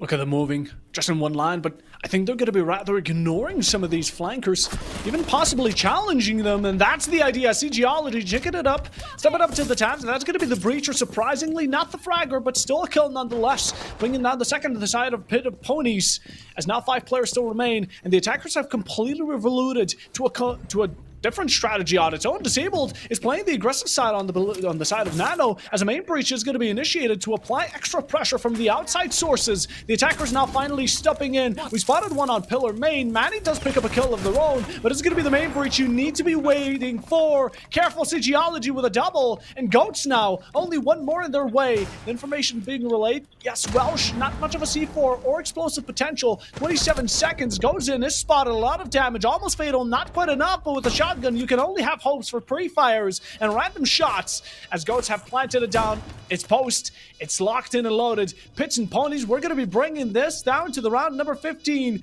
Pings are there. They have just about as much information on you as you do on them. And Mansory seals the deal. Yeah, very well played there from Goats. That was very methodical, very strong. I really liked how they were able to catch those players towards the end, especially Max. Stuck in a situation where the verticality was made. It was there, and they didn't necessarily need somebody playing it in that storage area because it's that phantom pressure. Max has to assume that there's a player playing above, and that forces them all the way into the breach. They get caught by the player of the attack. That is opening that up, and it's just really well played, and that immediately allows them to cut off Welsh lad. Very well played from the attackers. That's what we need to see if they can replicate that. Is now they're going to have to attack that site, which again is something they're going to have to defend that site, sorry, which is something we know that they can do. They have done it well, and they have caught the pit ponies off guard before. But the thing is, the pit ponies now have that Monty on the board, something they were able to capitalize on and get a lot of information, and the lineup hasn't changed too much. The only real impact they've got on there is the gridlock, which makes sense because the last time they attacked this site, we did see the Ghosts, we saw the Sable have a lot of control over towards the flanks, trying to get behind these players, so a gridlock makes a lot of sense. They fobbed that off with the verticality. They didn't really get much use out of it last time they tried it, so they might just try that aggressive push again over towards this Exo side. The thing is, though, Goats are a good team. They're most likely going to expect that Exo push, and will probably, like they did last time, and will probably have something ready to deal with it, won't they? Attackers are moving out to locate a bomb. Just might. But again, I'm looking for these openers. I think it's been such a monumental way for these teams to pick it up mostly. Pit ponies or Goats, either one of them. Their kills have been phenomenal. And a quick approach here onto main. The Striker is a fantastic operator to do the job, really a multi-tool at its finest. As for the rest of the attackers, 4 of them going to be interrupting on kitchen side, trying to find any openers, yet again, any roamers. This is where the side of defense have been placing them a lot, Goats and Pit Ponies alike. Although as it currently stands, again, spreading out, trying to take it all the way to the top floor as well, is where we might come across a bit of interruptions. Yeah, Max, bringing that finger, is able to use that as a global ability, which means that they don't have to be nearby the team in the same way a Doc would, or the same way a Thunderbird would, to get that healing off and benefit the team. They can do it on that roam clear, and they can most importantly give themselves an extra bit of boot juice if they need to take that gunfight upstairs. Manny will get trigger off those Legion Mine, which gives away the name of the game for Pit Ponies, as they know that Exo side is where they're going to be pushing from. Monty gets spotted, Fenrir Gadget as well, but it's going to trigger it. Means that Welshline is going to have to deal with it as well. But it's going to be Noise able to find the first pick. Takes away Young Yogi, and the gridlock is taken off the board. And now the attackers, they still are claiming this top floor. They still are putting their pressure over towards X, so they haven't really got anything to show for it. The Fenrir Gadget rotates over, Noise finds Welshline, and things are starting to slip away for the ponies here, as they've only got 3 players, and Noise is going to knife Manny as well, takes him off the board. Geology gets Obi, and now Max, all above, is all alone. That Roar is going to do a lot more harm than good, because what it's going to do is stop a rotate. Max has to give away their position, or just push down into Exo, and neither of these are really going to be beneficial, because now an ace is needed. A perfect round coming out from Max, and as they look for the Legion, they're not going to find that first kill. I'm gonna find it. And Pit Ponies, a recurring opposition. Such a good fight back, such a good lead, but Goats have not had a single casualty. Nothing besides the major damage caused to someone such as Geology. Although a kill to be dropped, not for it. Last one on stairs, spotted, killed, downed, and Alex there with a final flawless coming out. And that is just a dominant way to finish it out. Really sending out a message that Goats truly, in this matchup, are the greatest of all time. Not a rough beginning. Middle match definitely has been a struggle, but they're able to bring it back nonetheless, and just like that, win it 8-7 fashion. This went for a long while, considering it's a best of 1. 100% a lot better than I would have considered it to be. Well, both of these teams really put in a good effort. It's, yet again, it's just that difference, right? The final rounds, a 1v5? It doesn't seem right. It feels to me like what you alluded to earlier. It's just a case of not necessarily close rounds. It's just teams that are deciding that these are the rounds that they're going to step up and dominate. It just flipped back and forth and back and forth. And in that last round, it just did not go the way of the side of the Pit Ponies. Goats were able to get that opening pick, split apart these attackers, and most importantly, shove Max in the worst position possible to win. The utility usage got so much better from Goats as the rounds went on. Once they got into that last round, for example, it just was every trap that you did not want to hit in a 1v5, they were able to hit, or pushing down that site. The Fenrir, the Bulletproof, the Legion, it was all getting triggered, and it was all giving everything away. really well played to both teams. I feel like there's a lot of good benefits, good pros and cons from both sides, but there are things to develop because no side was perfect in that game. They need to work on how this mental is working when things aren't going well for both sides, I believe, because when things start to go wrong, they really started to add and snowball until we had that reset, until we had that rehost where things just turned around, and then it seemingly flipped. So I feel like both teams, they've got to work on that mentality. That's the big thing for me. The gun skills there, they just need to have the confidence. 100%. But, I mean, in general, it was a close matchup, round-wise. Sadly, we were not able to get too many 1v1s under the pocket, but still a fantastic match to watch, and more will be upcoming soon. Week in, week out, Wales here are going to be delivering the best from the side of Siege to Valorant and to many more titles.